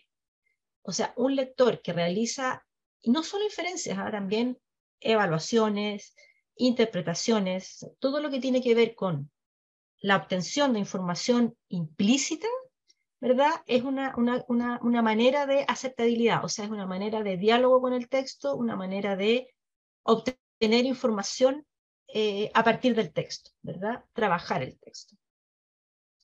Entonces, ¿de qué manera nos impacta la aceptabilidad? En esto que aparece acá y que es algo que usualmente a los alumnos se les olvida, y es considerar en su texto quién es su lector-receptor ideal y cuáles son sus características. Y este es un elemento que también se recomienda desde la didáctica de la escritura que esté presente en la etapa de planificación. Vale decir, no solamente lo que yo quiero hacer, cómo lo quiero hacer, lo que a mí me gusta, sobre lo que yo quiero escribir, en fin, sino que también pensar un poco quién lo va a leer, ¿ya? Y eso también implica ciertas adecuaciones que hay que hacer. Usualmente, por ejemplo, alguien contó ahí en el chat una de las experiencias, por ejemplo, alumnos de tercero medio a los que se les pidió elaborar una infografía para alumnos más pequeños.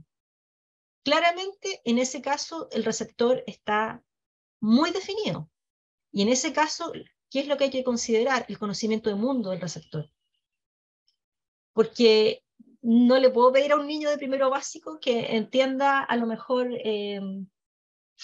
la estructura de la célula o el ciclo de vida de los anfibios, ¿verdad? De la misma manera que lo haría con un compañero mío de tercero medio. Entonces, el receptor es muy, muy importante. En ese sentido, por ejemplo, la propaganda, ¿verdad? Que la propaganda es la difusión de mensajes, ¿verdad? Sin un fin publicitario, va dirigida a todo el país. Por ejemplo, yo recuerdo una época que hubo harto cólera, hubo un aumento del cólera, no sé, por ahí 2000 y algo y todo. Entonces empezaron a haber muchas infografías y muchos mensajes del MinSal sobre higiene para el cólera. Entonces eran iconos, mucho icono, texto muy breve, instrucción muy precisa. ¿Ya? A ver, tengo una pregunta, la vamos a leer. Una pregunta de Vicente. ¿Cómo se les plantea a los estudiantes que piensen en su receptor cuando la situación no es tan concreta? Porque por lo general suelen pensar en que el receptor será el profesor. Interesante, Vicente, porque ¿sabes qué pasa? Eso es lo que tú adviertes, es efectivamente lo que pasa en las instancias de educación formal, que el estudiante escribe para el profesor, efectivamente, y no para la realidad. O sea, decimos que la educación educa, si podemos repetir, para la vida real, ¿verdad? Para los ciudadanos del siglo XXI, para la vida, para desempeñarse en la sociedad, para ser ciudadano, para ser trabajador, en fin. Pero en realidad el peso de la evaluación y de la calificación del profesor es tan fuerte que evidentemente el alumno termina escribiendo para el profesor. Bueno, eso es un hecho de la relación didáctica que no podemos obviar. Y yo creo que la única manera es justamente incorporando en las pautas criterios en ese sentido. O sea, dando una tarea de escritura dirigida y que eso se refleje en la rúbrica, ¿verdad? Y que en la rúbrica se incorpore justamente algún criterio que tenga que ver con quién va a recibir el texto. Claro, evidentemente el que está evaluando eso somos nosotros, pero lo estamos evaluando con un criterio de lógica, de conocimiento del mundo, ¿ya? Por ejemplo, la tarea esa que mencionábamos, por ejemplo, es una tarea, por ejemplo, eso que tú dices, pedir que definan características del receptor. Y ahí, por ejemplo, claro, cuando uno hace, por ejemplo, un cuento, entre comillas, el receptor es todo público. ¿Te fijas? Entonces, claro, ahí todavía es un poco amplio. Pero en realidad, por último, aunque ellos definan todo público, igual eso también implica una cierta caracterización. Por ejemplo, a lo mejor todo público igual implica ver que el vocabulario sea más o menos accesible y si hay palabras, por ejemplo, de un registro estándar más elevado, más específicas, tendrían que ser menos frecuentes, porque un texto orientado a todo público no podría incorporar tantas palabras de arcaísmos o palabras, por ejemplo, difíciles. Efectivamente hay un receptor ideal, como dice Karina, o sea, efectivamente alguien en el cual uno está pensando. Por ejemplo, yo reconozco, yo tengo una hija de 20 años que lee manga, que lee mucho manga y le encantan los mangas. Y yo debo reconocer que siendo bastante buena lectora yo en general, a mí no hay caso con los mangas. O sea, no es algo que me llame la atención leer para nada. Y tengo la sensación que el lector de manga es un tipo especial de lector, o sea, no me cabe la menor duda, o sea, que es un género menos amplio que otros géneros, que el cuento, por ejemplo, o cosas así, o sea, es un receptor como bien específico, por lo tanto, yo siento que, por ejemplo, el manga sí es un género bien, bastante especial, que tiene un receptor especial, es un género que usa mucho el blanco y negro, por ejemplo, tiene un tipo de dibujo especial, por lo tanto, si tenemos un alumno que le gusta mucho el manga, el receptor ideal es alguien que conoce las convenciones del manga, ¿ya? ¿Qué es lo que sugiero yo en la etapa de planificación? Que el estudiante describa las características del lector ideal, como decían ahí. Porque en el fondo uno está escribiendo un poco para esa persona, en ese sentido. Y es distinto. Es distinto el mismo texto o la misma producción que vamos a hacer de acuerdo al receptor. Y eso se ve muy claro por ejemplo, hay una gran línea ahora de desarrollo de los estudios de lectura y de escritura que tienen que ver con el discurso académico, ¿verdad? Gran línea, mucho, ¿verdad? Por todo lo que implica para el estudiante insertarse en sus comunidades discursivas, por ejemplo. ¿Okay? Y ahí el discurso académico lo que prima es el saber, ¿verdad? Es todo un discurso que se articula en torno al saber, ¿ya? Que es un ámbito muy distinto. O sea, uno cuando hace una presentación para sus pares en un congreso o en una clase, uno está hablando entre especialistas y necesita tener sólidos conocimientos, necesita tener vocabulario técnico, necesita tener conocimiento de autores, ¿verdad? De líneas de análisis, ¿ya? Que, por ejemplo, hay charlas TED, claro, las charlas TED son muy buenas, muy interesantes, pero están dirigidas a todo público. O sea, es muy distinto una presentación del tema en un congreso, en el marco de una actividad académica, que una charla TED, por ejemplo. O una actividad de ciencias en cursos paralelos que llevarla al nivel, por ejemplo, kinder, mostrarle a los niños algo. O sea, ahí tenemos, tal vez ahí jugar un poco con el receptor, ¿eh? En ese sentido, o sea, quizás pedir alguna escritura de un género con un receptor bien definido, como niño, o, por ejemplo, todo lo que implicaba también las escuelas, por ejemplo, los informativos rurales, por ejemplo, para la gente que quizás ahora ya mucho menos, pero años atrás, digamos, todo lo que era entregar, por ejemplo, información a sectores rurales, que requería una cierta adaptación. De hecho, hay toda una corriente también que se llama LF, lectura fácil, que tiene que ver con traducir y presentar información, sobre todo administrativa, oficial, jurídica, para personas que tienen ciertas discapacidades, por ejemplo. Ahí hay una línea, si quieren la pueden buscar, siempre se dice LF, lectura fácil, y tiene que ver con la discapacidad cognitiva. Ojo, no tiene que ver con lo de el lenguaje simple, que es otra corriente, que es el lenguaje simple jurídico, para que la gente entienda las sentencias, qué sé yo. Lenguaje claro, perdón, lenguaje claro. Esa es otra corriente. LF es para personas que tienen cierta discapacidad cognitiva, que hay que presentar la información de un modo más simple, por ejemplo. Ahí tenemos un receptor muy definido. Podrían buscar ahí ver alguna actividad. Entonces, en la etapa de textualización, las características del receptor ideal deberían orientar el vocabulario utilizado, las fórmulas de cortesía, el registro, ¿verdad?, que tiene que ver justamente con el nivel de formalidad y la cantidad y el tipo de información presentada. Claramente, la información presentada va a cambiar de acuerdo a nuestro receptor, ¿verdad? Este otro estándar también es un estándar bien importante, ¿verdad? Que es el de la informatividad, que tiene que ver con la información novedosa que presenta el texto, ¿verdad? Porque en todo texto tiene que haber un equilibrio.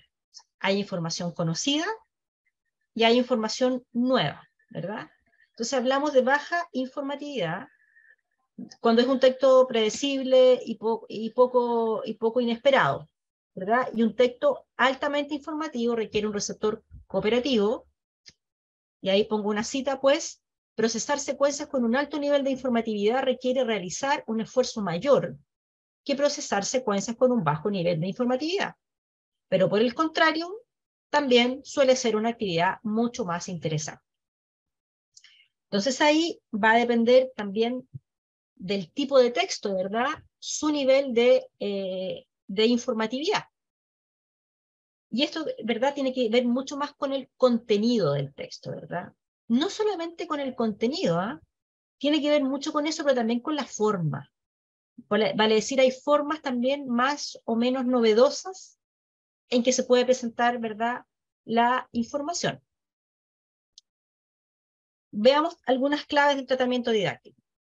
Se relaciona con el tipo de texto, pues los textos literarios son novedosos no solo en el contenido, sino también en la forma. Pueden serlo. Cobra especial relevancia en textos expositivos y expositivo-argumentativos, en los cuales se presentan contenidos, ya sea para compartir información o para apoyar un punto de vista. Específicamente la argumentación, ¿verdad? El texto argumentativo, usualmente ahora se habla de texto expositivo-argumentativo, porque para argumentar hay que presentar información. O sea, si no, estamos persuadiendo, y la persuasión no es argumentación, ¿verdad? La argumentación es racional. Por lo tanto, para argumentar, para defender un punto de vista, hay que presentar información, ¿verdad? Entonces ahí, ¿verdad?, el estándar de informatividad es importante porque la información tiene que ser novedosa, quizás no en sí, sino cómo se utiliza. Por ejemplo, cifras, a veces uno dice, bueno, las cifras siempre están, el INE tiene todas las cifras, pero lo que interesa es cómo yo estoy utilizando, ¿verdad?, esas cifras, cómo las estoy interpretando en mi texto argumentativo. Y ahí está, ¿verdad?, un procesamiento de la informatividad. Entonces, orientar al estudiante a equilibrar lo conocido y lo nuevo, para que su texto sea interesante por novedoso, o sea, altamente informativo, y a la vez se base en lo conocido para ser entendido, o sea, también tenga secciones o partes de baja informatividad, ¿verdad?, que simplemente sientan una base común sobre la cual uno pueda seguir leyendo.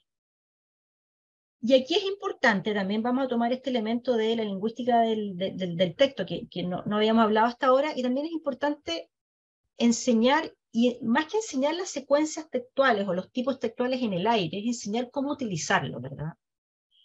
Pero lo interesante justamente es cómo insertar estas secuencias textuales prototípicas, que justamente permiten entregar contenidos dependiendo del texto. Descripción, definición, comparación, secuencia, explicación, reformulación, introducción, entendiendo párrafo introductorio, presentación de tesis, ¿verdad? Podemos seguir, presentación de conclusiones, ¿verdad? Síntesis de información, ejemplificación, ¿verdad? Todos estos son tipos textuales, o secuencias también, ¿verdad?, que se van entrelazando en los textos. Entonces, lo interesante es saber utilizar esto. O sea, no la secuencia por sí misma, y uno lo hace también, como ejercicio de escritura, por ejemplo, típico ejercicio de escritura, por ejemplo, en un cuarto básico, uno, por ejemplo, dio la descripción, por ejemplo, pone una foto de un animal novedoso, por ejemplo, el okapi. El okapi es un animal como bien especial, es como rayado por una parte, es un animal como bien especial. Describa el okapi. Entonces, por ejemplo, todo lo que es un párrafo descriptivo, ¿verdad? Tema, ¿verdad? Actualización, cierre y anclaje en un nuevo tema. Ya. Tenemos una secuencia descriptiva está muy bien descrita en todos los libros que hablan de eso. Lo interesante es cómo yo voy a utilizar eso. Por ejemplo, en la narración, ojo, la narración, lo que es un texto narrativo, sea más o menos breve, necesita siempre descripción y caracterización, entendiendo por caracterización la descripción de personajes o de seres animados. Necesita un mínimo, porque eso le permite la ambientación. Entonces, aquí lo interesante es incrustar, como decía Adam, ¿verdad? Adam es este lingüista francés, ¿verdad?, que desarrolla esta idea de la secuencia y las caracteriza, las describe muy bien. Habla de secuencia dominante y secuencia incrustada. Yo puedo tener, por ejemplo, la argumentación, se habla siempre como de un macro texto, porque la argumentación permite todo, permite narración y todas estas secuencias expositivas. Definiciones, comparaciones, en fin, ¿verdad? Entonces, ahí se van, ¿verdad?, engarzando. Y hay que ver entonces cómo jugamos con esta informatividad, qué es lo nuevo que estamos presentando y qué es lo antiguo, lo conocido que nos permite tener un texto común, ¿verdad? Es el desafío con la informatividad. Ya. ¿Hay más preguntas?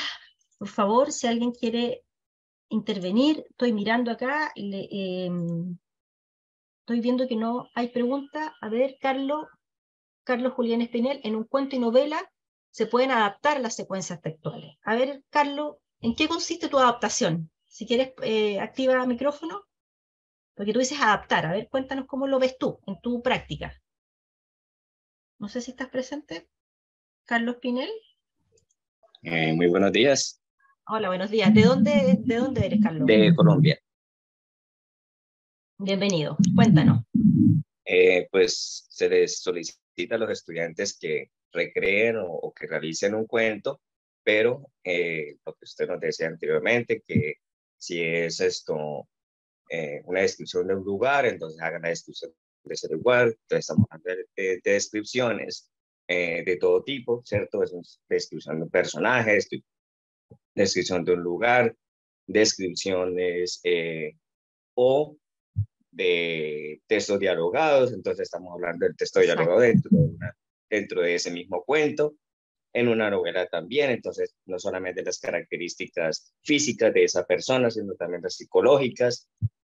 Entonces de esa manera le podemos solicitar al estudiante, independientemente del nivel académico, nivel de escolaridad, aún así se hace compleja también la parte de la escritura, de la producción. Entonces, ¿cómo hacemos uso de las diferentes secuencias textuales a través de esos textos narrativos como el cuento y la novela?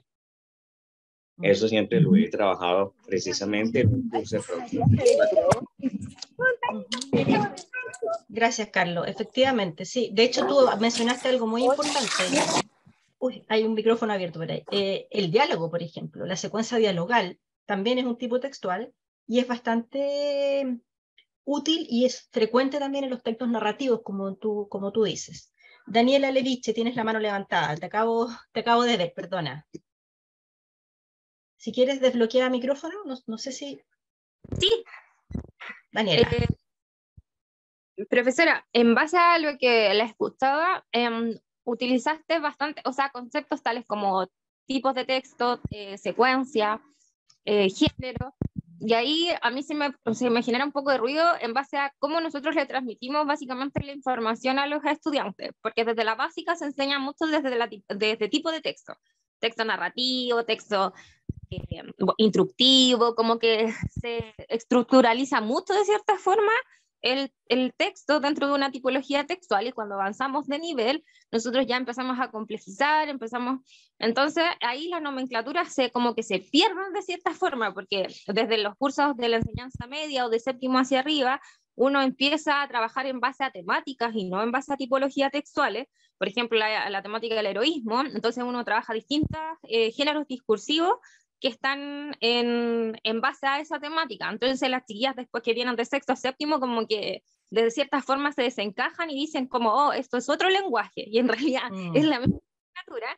Entonces nosotros como docentes, ¿cuál es la nomenclatura? ¿Cómo deberíamos trabajar la enseñanza básicamente? Porque el propósito del lenguaje es lograr ser hablantes, que logremos la competencia comunicativa, que nos podamos comunicar de forma efectiva en distintas situaciones. Entonces, ahí yo siempre tengo esa discusión con mis colegas que trabajan en cursos más pequeños, porque de cierta forma, las niñas más pequeñas que trabajan con puras estudiantes vienen con eso muy marcado, entonces desestructurarla es un trabajo adicional a lo que hay que enseñar, no sé si me explico. Sí, te explicas muy bien. Mira, la verdad es que yo sé que lo utilicé indistintamente durante la presentación y la verdad es que me sirve mucho tu inquietud porque yo sé que he trabajado mucho en capacitaciones con profesores, siempre surge esto y como tú dices, por lo que tú me planteas, tiene que ver mucho que se ve como de una manera en el profesor de primaria al profesor de secundaria, ¿verdad? Como que en general se habla más de tipo de texto en primaria y se tiende a hablar más de géneros en secundaria, ¿verdad? Mira, esta confusión no es nada terrible, en realidad yo creo que existe en alguna medida desde la lingüística del texto, por ejemplo, cuando hablamos de tipos textuales, por ejemplo, textos narrativos, cuando hablamos de textos narrativos, ¿verdad? Y ese es el problema, no es una nomenclatura que esté totalmente clara, ¿ya? Pero yo te voy a decir el corte que hago yo y que me baso, por supuesto, en, digamos, en varios autores, vamos a ver hacia el final. Mira, la cosa es más o menos así. Dentro de lo que es la didáctica de la lengua y literatura, se recomienda más bien trabajar los géneros discursivos. ¿Por qué? Porque los géneros discursivos se definen más o menos como ciertos moldes o estructuras textuales, ¿verdad? Que además tienen un uso en la sociedad, que son reconocidos por los hablantes y que en su estructura incorporan los tipos textuales. Entonces, por ejemplo, cuando tú vas a escribir una noticia, que es un género que tú utilizas desde segundo, tercero básico, eso es un género, ¿ya? Lo que pasa es que la noticia también se habla de la noticia como un tipo de texto expositivo. Y ahí como que se arman algunas veces. Claro, lo que pasa es que la noticia, como género que es reconocido, incorpora y te va a incorporar usualmente descripción y narración. También explicación, ¿ya? Entonces tú incluso puedes hacer el ejercicio de ver aquí, por ejemplo, hay una explicación, por ejemplo, qué sé yo, el dueño de casa llegó, se estacionó frente a la casa, se bajó del auto, pero no tenía las llaves, porque las llaves las había dejado, entonces, y ahí, por ejemplo, si tú introduces una explicación de una situación, ahí estás explicando, luego continúas con la narración de hecho, luego puedes tener un testimonio, tienes una voz de otra persona, entonces tú vas conjugando los géneros, vas conjugando distintos tipos de secuencia o distintos tipos textuales que se van entrelazando, ¿ya? Entonces, esa es una buena manera de enseñarlo. Pero ojo, esto coexiste con una forma que, de hecho, yo también lo uso de repente cuando uno habla de los textos expositivos. Y ahí es como que de ser el tipo textual algo más pequeño que se inserta en el género, pasa a ser algo categoría superior. ¿Por qué? Porque los textos expositivos, ¿qué es lo que hacemos? Metemos en este cajón de texto expositivo, metemos la noticia, metemos la infografía, metemos de repente el reportaje, cuando el reportaje también está ahí, entonces también metemos como distintos géneros también. Y eso de alguna medida también coexiste, ¿ya? Por ejemplo, cuando hablamos de textos argumentativos, ¿ya? La argumentación es un tipo textual, sí, es verdad, y tiene géneros que son argumentativos, una columna de opinión, el ensayo, de por sí el ensayo. Entonces, lo usamos en distintos niveles, pero en general lo que se recomienda es presentar géneros, porque los géneros son las estructuras lingüísticas, estructuras comunicativas reconocidas por los hablantes, y que además tienen una estructura. Entonces permiten enseñar eso. Pero esto es una discusión que está, si hacen otro curso con otro profesor, puede que lo entienda de otra manera. En general hoy día se habla mucho de género discursivo o género textual, pero el tema del tipo secuencia se siente un poco artificial. Por ejemplo, las descripciones no andan volando. Por ejemplo, descripción, ¿dónde aparece, por ejemplo, descripción? Un folleto de una agencia de viaje. Por ejemplo, venga a conocer la selva o venga a conocer tal cosa en México, por ejemplo. Entonces, ahí, por ejemplo, es un lugar maravilloso donde, ¿no? Y tienes todo un párrafo descriptivo. Perfecto el párrafo descriptivo, pero está dentro de algo. Y ese algo es el género, por ejemplo, folleto de agencia de turismo, por ejemplo. Entonces, ese es más o menos el corte con el que yo opero. De repente yo digo, no, que los textos expositivos tal cosa. Claro, pero estoy pensando en la noticia, estoy pensando en un manual. El texto expositivo por excelencia es un manual de algo, o una enciclopedia, un diccionario. También una noticia. Y son géneros sumamente distintos. Entonces, ese es el problema, que operamos a veces con tipo en lo micro y a veces en lo macro, y entre medio está el género. Eso más o menos funciona en la práctica. Voy a ceder la palabra a Esteban Navea, que levantaste la mano, y de ahí voy a tener que continuar, porque si no se me va a ir el tiempo. Esteban, si quieres aportar. ¿No? ¿Te fuiste? Por ahí vi que tenía la mano levantada. Ahí Ya. sí, ahí sí. Ahí sí, ya. Nosotros ayer dentro de la misma escuela de verano estuvimos trabajando en los ABPs y una de las fórmulas, la cual también decía la colega anteriormente, la poca sincronización que hay a través de los profesores de básica, que hacemos clases de primero a sexto, muchas veces de primero a octavo, generan una forma muy distinta de la enseñanza de los profesores que tienen la especialidad de séptimo a cuarto medio. Entonces, ¿cuál es la gran importancia? Una, de generar aprendizaje basado en proyectos de forma transversal en la escuela. Generar estos espacios de articulación. Porque muchas veces para mí, como en estos momentos jefe de técnico, me ocurre de que los colegas creen que el momento de trabajo interdisciplinario es hagamos una clase en conjunto. No es eso, es hagamos un proyecto con una finalidad en base a una resolución de un problema. ¿Pero qué hacemos? Ponemos la mirada desde los distintos docentes.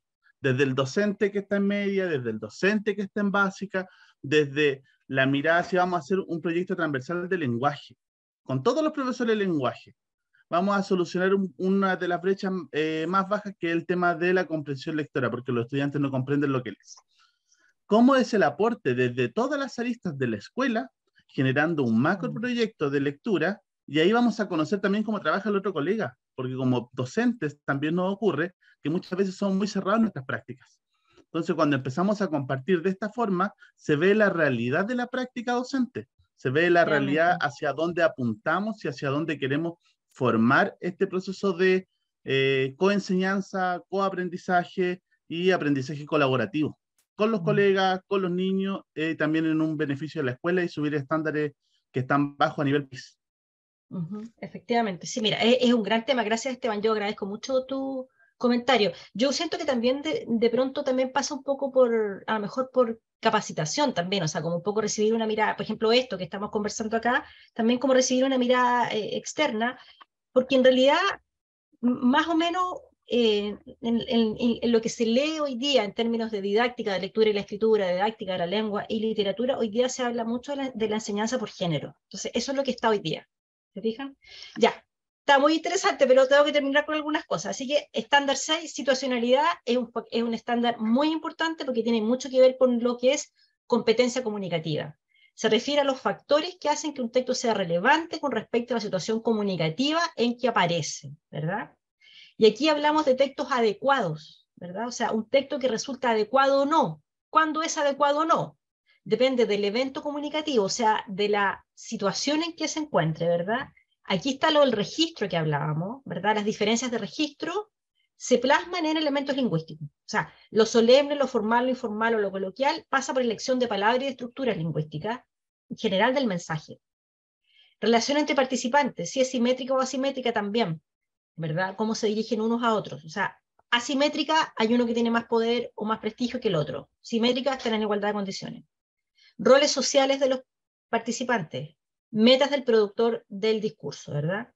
Esto más o menos lo trabajan de Bográn de Dressler un poco más lingüísticamente. Yo diría que aquí la principal influencia para el trabajo de la competencia comunicativa, como pasó a las bases curriculares, proviene de Dell y Himes, que trabajaron este tema en los años 70. Ellos fundaron una línea de análisis que se llama etnografía de la comunicación, que básicamente estudió el plano lingüístico en función con la interacción social. Eso fue lo hicieron bastante intensamente, tienen varios libros de Dell y Himes, yo diría que tienen varios libros en los años 70, en el principio de los años 80, y ellos sentaron las bases de la competencia comunicativa que tiene que ver justamente con el desenvolverse en el grupo social donde tú estás, y no entendía la competencia meramente como competencia lingüística, o sea, conocimiento del código, ¿ya? Que eso como que venía de Chomsky, como que se supera un poco eso. Y eso pasó a nuestras bases, pasó al marco curricular ya del año 98 y pasó a las bases curriculares hasta el día de hoy. Entonces, también cómo se ve el estándar de situacionalidad cuando hablamos de contexto de producción. Cuando hablamos de contexto de producción de una obra, en el fondo estamos aludiendo a la situación espacio-temporal, a lo que pasaba en el mundo, al mundo en que vivía el productor de un texto, ¿ya? También aparece mucho eso, sobre todo en análisis de texto literario, analizar el contexto de producción del emisor, ¿verdad? Entonces, se relaciona con la elección de elementos lingüísticos y no lingüísticos para construir el mensaje, de acuerdo con los contextos de uso, ¿verdad? Aquí tiene que ver justamente cuando le damos al estudiante no solo el género, sino que también dónde se usa el género. Por eso que la noción de género es tan importante, porque no solamente es lingüística, no solamente es una estructura textual o un molde, sino que además tiene una función social. Entonces, por eso el género en realidad se utiliza tanto. Entonces, ¿qué es lo que consideramos, verdad, en el género? La extensión, por ejemplo, el afiche muy breve, ¿verdad? El registro, el vocabulario, el conocimiento de la situación donde se utilizará el texto, ¿verdad?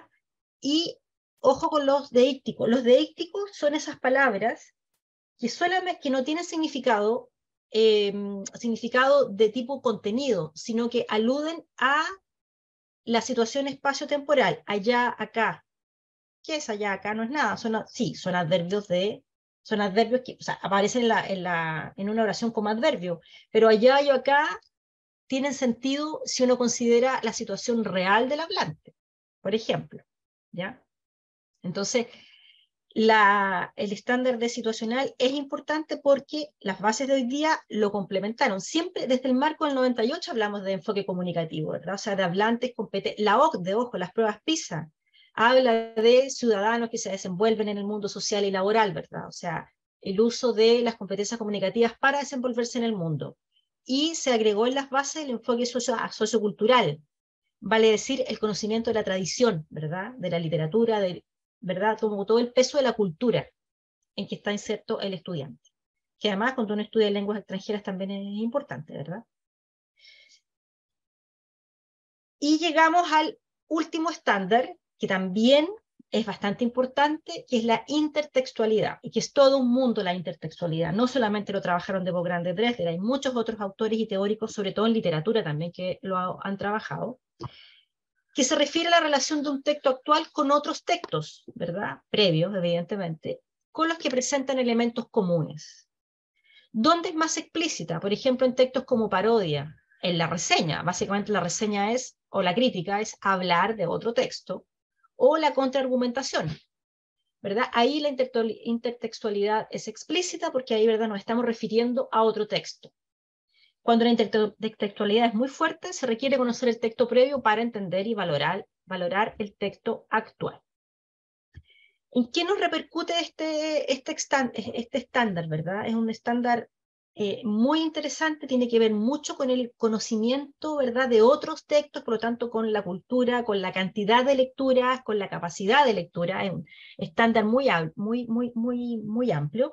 Pero, por ejemplo, repercute en algo que hoy día está muy de moda con el uso de los computadores. Intertextualidad no es cortar y pegar.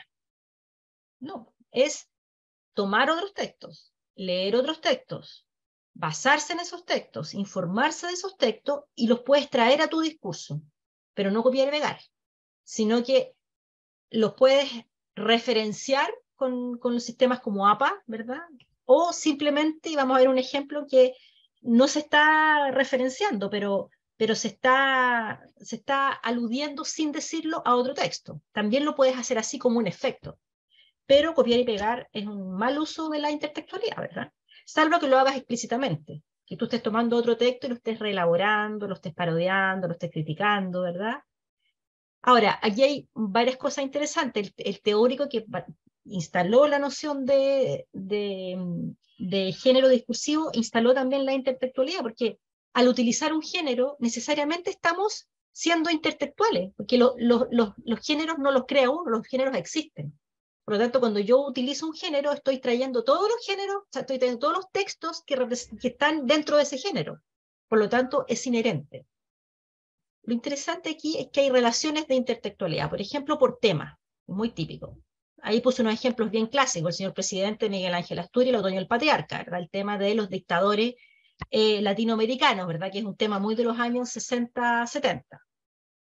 Por género, Cuando leemos, por ejemplo, cuentos costumbristas, novela policial, novela de ciencia ficción, ahí estamos, por ejemplo, trabajando con el mismo género. Entonces, ahí tenemos una intertextualidad.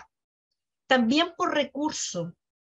Ahí tuve que pensar, ejemplos, pero el uso de cartas personales en novelas. Por ejemplo, yo leí esta novela de Manuel Puig, que es bastante, le gusta a Manuel Puig traer varios tipos de textos en sus novelas, y Los escarabajos vuelan al atardecer, de María Gripe, ¿verdad? Que aparecen, ¿verdad? En la novela aparecen cartas, también cartas personales, son reproducidas en la novela, es que es un uso de un recurso. Y la intertextualidad nos lleva justamente a la importancia de la lectura antes de la escritura, porque la escritura nunca es enteramente original, o sea, se basa en lecturas previas. Por lo tanto, nuestra asignatura de lengua y literatura ayuda al conocimiento de textos y con ello fomenta la intertextualidad. O sea, las lecturas que nosotros le demos a los estudiantes van a ser el bagaje que ellos tienen para establecer relaciones de intertextualidad. Por lo tanto, en la medida que leamos, hagamos análisis, entreguemos información de lectura, estamos creando la capacidad de hacer intertexto, ¿ya? Y eso, por eso es tan importante la asignatura de lenguaje. Aquí tengo un ejemplo de un cuento muy corto de Augusto Monterroso, que es un cuentista, creo que es, no sé, no estoy segura si es guatemalteco, tendré que buscarlo, es un gran cuentista, que en este texto, si ustedes se fijan, hay una intertextualidad muy clara y muy explícita con la Odisea de Homero.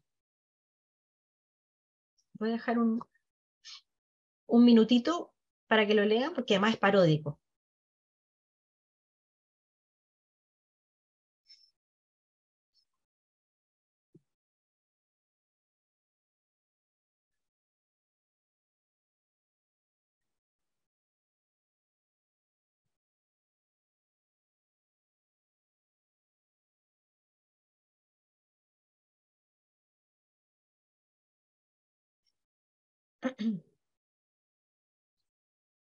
Bueno, por ejemplo, este es un ejercicio, yo lo voy a ver en varias partes. Si yo hago lectura de esto, por ejemplo, claramente hay un tono paródico aquí.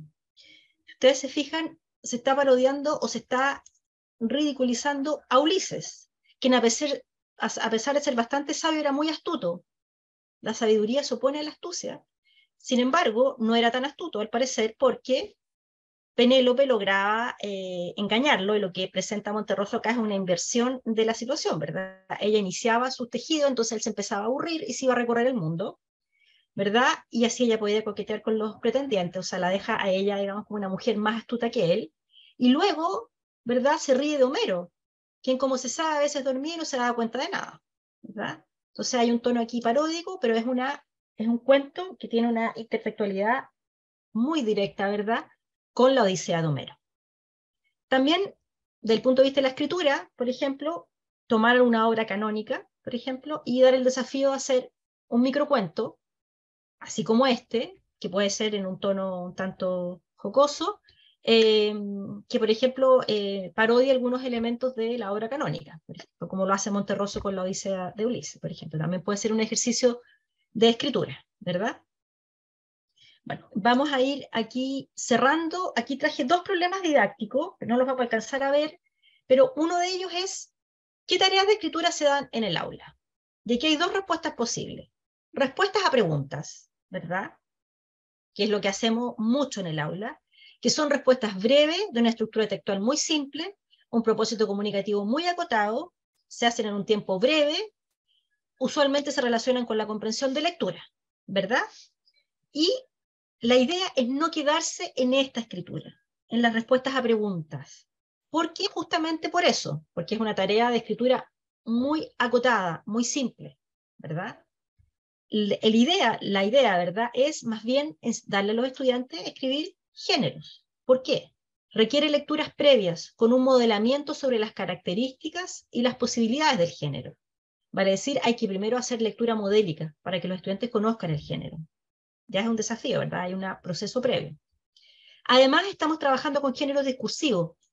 Hay una especie de definición aquí, sacada de muchos lados: forma relativamente estable, estructurar enunciados lingüísticos, que además posee una función social reconocida por los hablantes. cuento, noticia, conferencia, por ejemplo, ¿verdad? Y es un desafío mayor para el docente y para el estudiante. ¿Por qué para el estudiante? Porque es un desafío cognitivo y además es un proceso mediano plazo, no es una escritura inmediata. Para el docente implica revisión de borradores y monitoreo de un proceso en etapas, que incluye también etapas de evaluación, ¿verdad?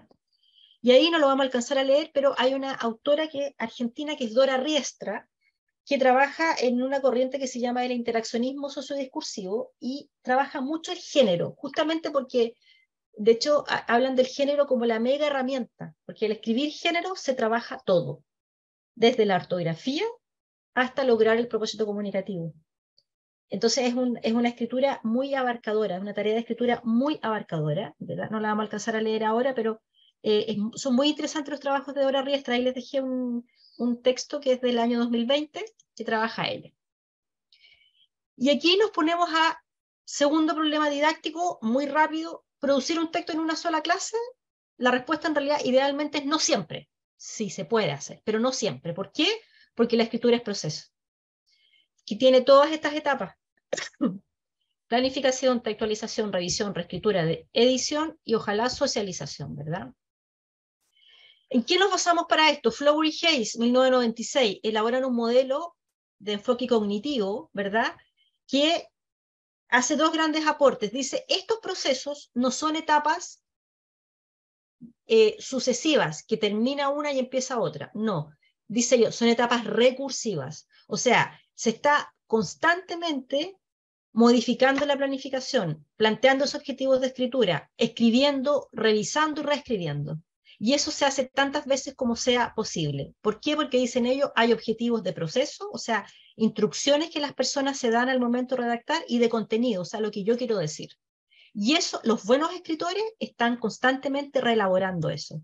Flowery y Hayes caracterizan a los malos escritores y a los buenos escritores. Entonces, los buenos escritores, una de las cosas que hacen es que reformulan los objetivos de su escrito constantemente, y se están poniendo nuevas maneras de resolver tareas y nuevas tareas, ¿verdad? Entonces ahí tenemos dos problemas didácticos.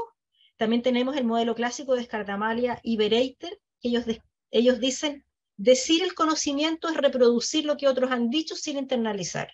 Transformar el conocimiento es lo que hacen los buenos escritores, que se apropian de lo leído y tienen una voz propia, son capaces de reelaborar el conocimiento, ¿verdad? Y ahí hay un esquema supuestamente de, ellos hablan de un problema retórico, ¿verdad? Cómo se plantean el problema retórico, ¿verdad? Tienen un artículo también bastante interesante sobre eso.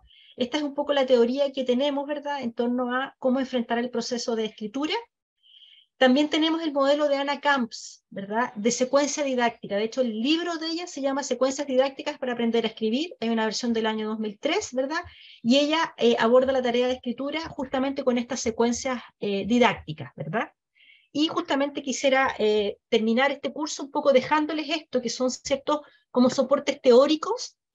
Además les estoy dejando una bibliografía aquí, una bibliografía recomendada de algunos textos en español, ¿verdad?, en los que ustedes pueden leer, ¿verdad?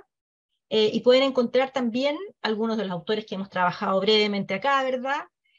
Pero también ustedes pueden nutrir un poco su práctica con esto que proviene un poco de la teoría de la investigación en didáctica de la lengua y literatura. Destaco el último, ¿verdad?, que es un texto que provee rúbricas y otras herramientas para desarrollar escritura en el aula, que además se accede, está en el repositorio de la Universidad de Chile, ¿verdad?, que es un texto del año 2015, que yo siento que es de bastante ayuda también para el docente que está en aula.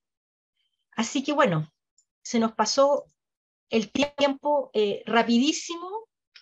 Realmente hay mucho que ver, habría mucho que hablar. Yo creo que nos quedamos con Abraham con las ganas de después hacer un curso más largo, donde podamos un poco practicar esto, ¿verdad? Llevarlo, porque la verdad es que hay hay mucha investigación en torno a esto, hay muchos autores relevantes. O sea, nos podríamos haber metido en el libro de Sotomayor, por ejemplo, ver cómo trabaja las rúbricas. No alcanzamos a trabajar rúbricas, que son muy importantes en escritura, pero bueno, siento que les dejé por lo menos ahí en ese PPT. Hay muchos que tienen enlaces con descarga directa, hay bastante material, como dicen ahí en el chat.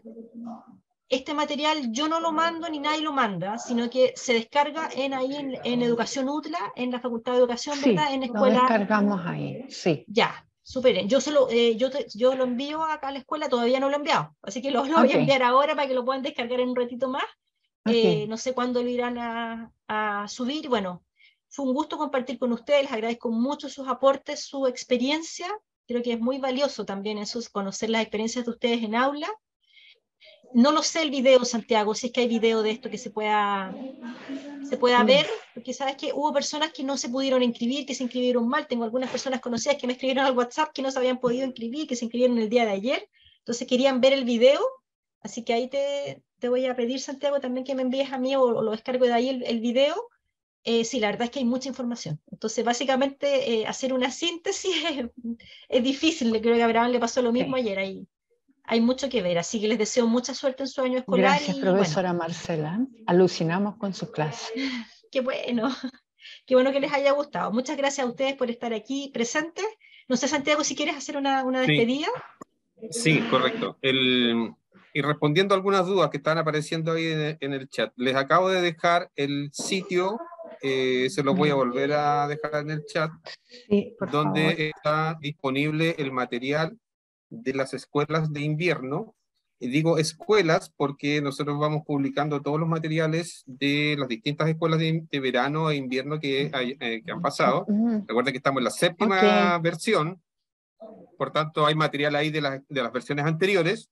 Y obviamente van a estar disponibles los videos de la escuela de verano 2023, todavía no, porque está en desarrollo, Ya. pero van a estar disponibles ahí para que ustedes los puedan descargar. Va a estar el video, va a estar la presentación, va a estar el material que ustedes están observando, va a estar disponible ahí, ¿ya? Así que eso por un lado. Lo otro, respondiendo a otra pregunta que parecía ahí, si hay certificados, sí. Nosotros les enviamos por correo electrónico una certificación de participación. Esa certificación le llega obviamente una vez terminado el proceso. Recuerden que la escuela de verano son 3 días, estamos en la segunda jornada, todavía nos queda todo el día de mañana, y entonces le llega por correo electrónico a finales de este mes o a principio del próximo. Recuerden que entre medio en Chile estamos con vacaciones, entonces ahí lo más probable es que llegue toda esa información. Siempre va a estar disponible el certificado para todos y todas los que participaron. Ustedes recuerden que se inscribieron con un formulario. Los datos del formulario son los que se ocupan después para hacer la certificación. Por eso que les pedíamos algunos datos ahí que nos sirven para verificar los certificados, ¿ya?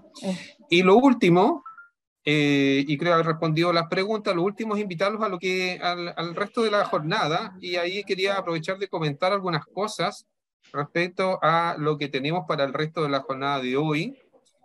A las 3 de la tarde está programado un taller de West, que permite plantear situaciones problemáticas que son resueltas a través de herramientas de la web. Eso es a las 15 horas. A las 16 horas, los profesores de matemática tienen ahí un encuentro para trabajar un software que ve derivadas e integrales. Ahí no me pida mucha explicación porque esa es un área en la que yo me manejo muy poco, pero es un software que trabaja sobre esos temas. También hoy día a las 4:30 tenemos un taller sobre el juego, se llama Sentir, Jugar y Aprender desde canciones y poemas. Eso es a las 4:30 de la tarde. Y al final de la jornada tenemos un taller a las 17 horas sobre recursos inmersivos recursos inmersivos virtuales, que es a través de una plataforma que se llama CoSpace, que busca la creación de realidades virtuales inmersivas y realidad aumentada, ¿no? Para los que estén interesados en esos temas. Todo lo que les estoy contando está disponible en la página web del evento. Les estoy dejando acá la página web también, para que ustedes puedan conocer en detalle la actividad. Bueno, y no quiero cerrar la actividad, ya Marcela nos está dejando su correo, no quiero cerrar la actividad sin agradecer profundamente el trabajo desarrollado por Marcela y Abraham. Esta es una síntesis muy apretada de muchos temas, efectivamente estamos pensando prolongar esta actividad, dado el amplio respaldo y apoyo dado por ustedes mismos. Son talleres que han tenido muy buena participación, así que estén atentos porque lo más probable es que desarrollemos algo como una continuación, como una proyección de lo que estamos haciendo. Sí o sí, ahí lo tenemos que conversar con Marcela y Abraham. Podemos programar esto para la escuela de invierno, estamos hablando en julio, podemos ahí programar algo nuevamente en estos temas. Por tanto, la idea es continuar, con lo que bien decía Marcela, estamos recién partiendo con estos temas que son temas muy relevantes. Así que les quiero dar las gracias, invitarlos e invitarlas a las actividades de la tarde y las actividades del día de mañana, y por supuesto, darle las gracias a Marcela y a Abraham por estos 2 días que han sido intensos, pero muy fructíferos en esta área. Así que no sé si que Abraham quieres dar algunas palabras, o Marcela, antes de cerrar la sesión.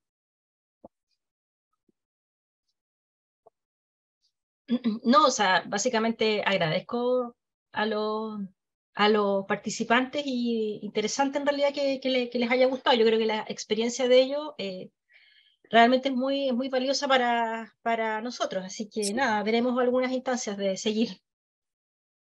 Sí, también. En mi caso, bueno, ojalá se vuelva a replicar esto para invierno, tal vez dar continuidad por lo menos a otros temas que tal vez no alcanzaron a abordarse, pero muchas gracias por la participación y también por la muy buena recepción que tuvo el taller en los asistentes. Eso. Bien, colegas, nos vemos entonces durante la tarde y los talleres que tenemos programados, el taller que tenemos programado para el día de mañana. Así que muchas gracias y nos vemos en un ratito más. Gracias, Santiago, muchas gracias. Hasta luego. Adiós. Muchas gracias a todos.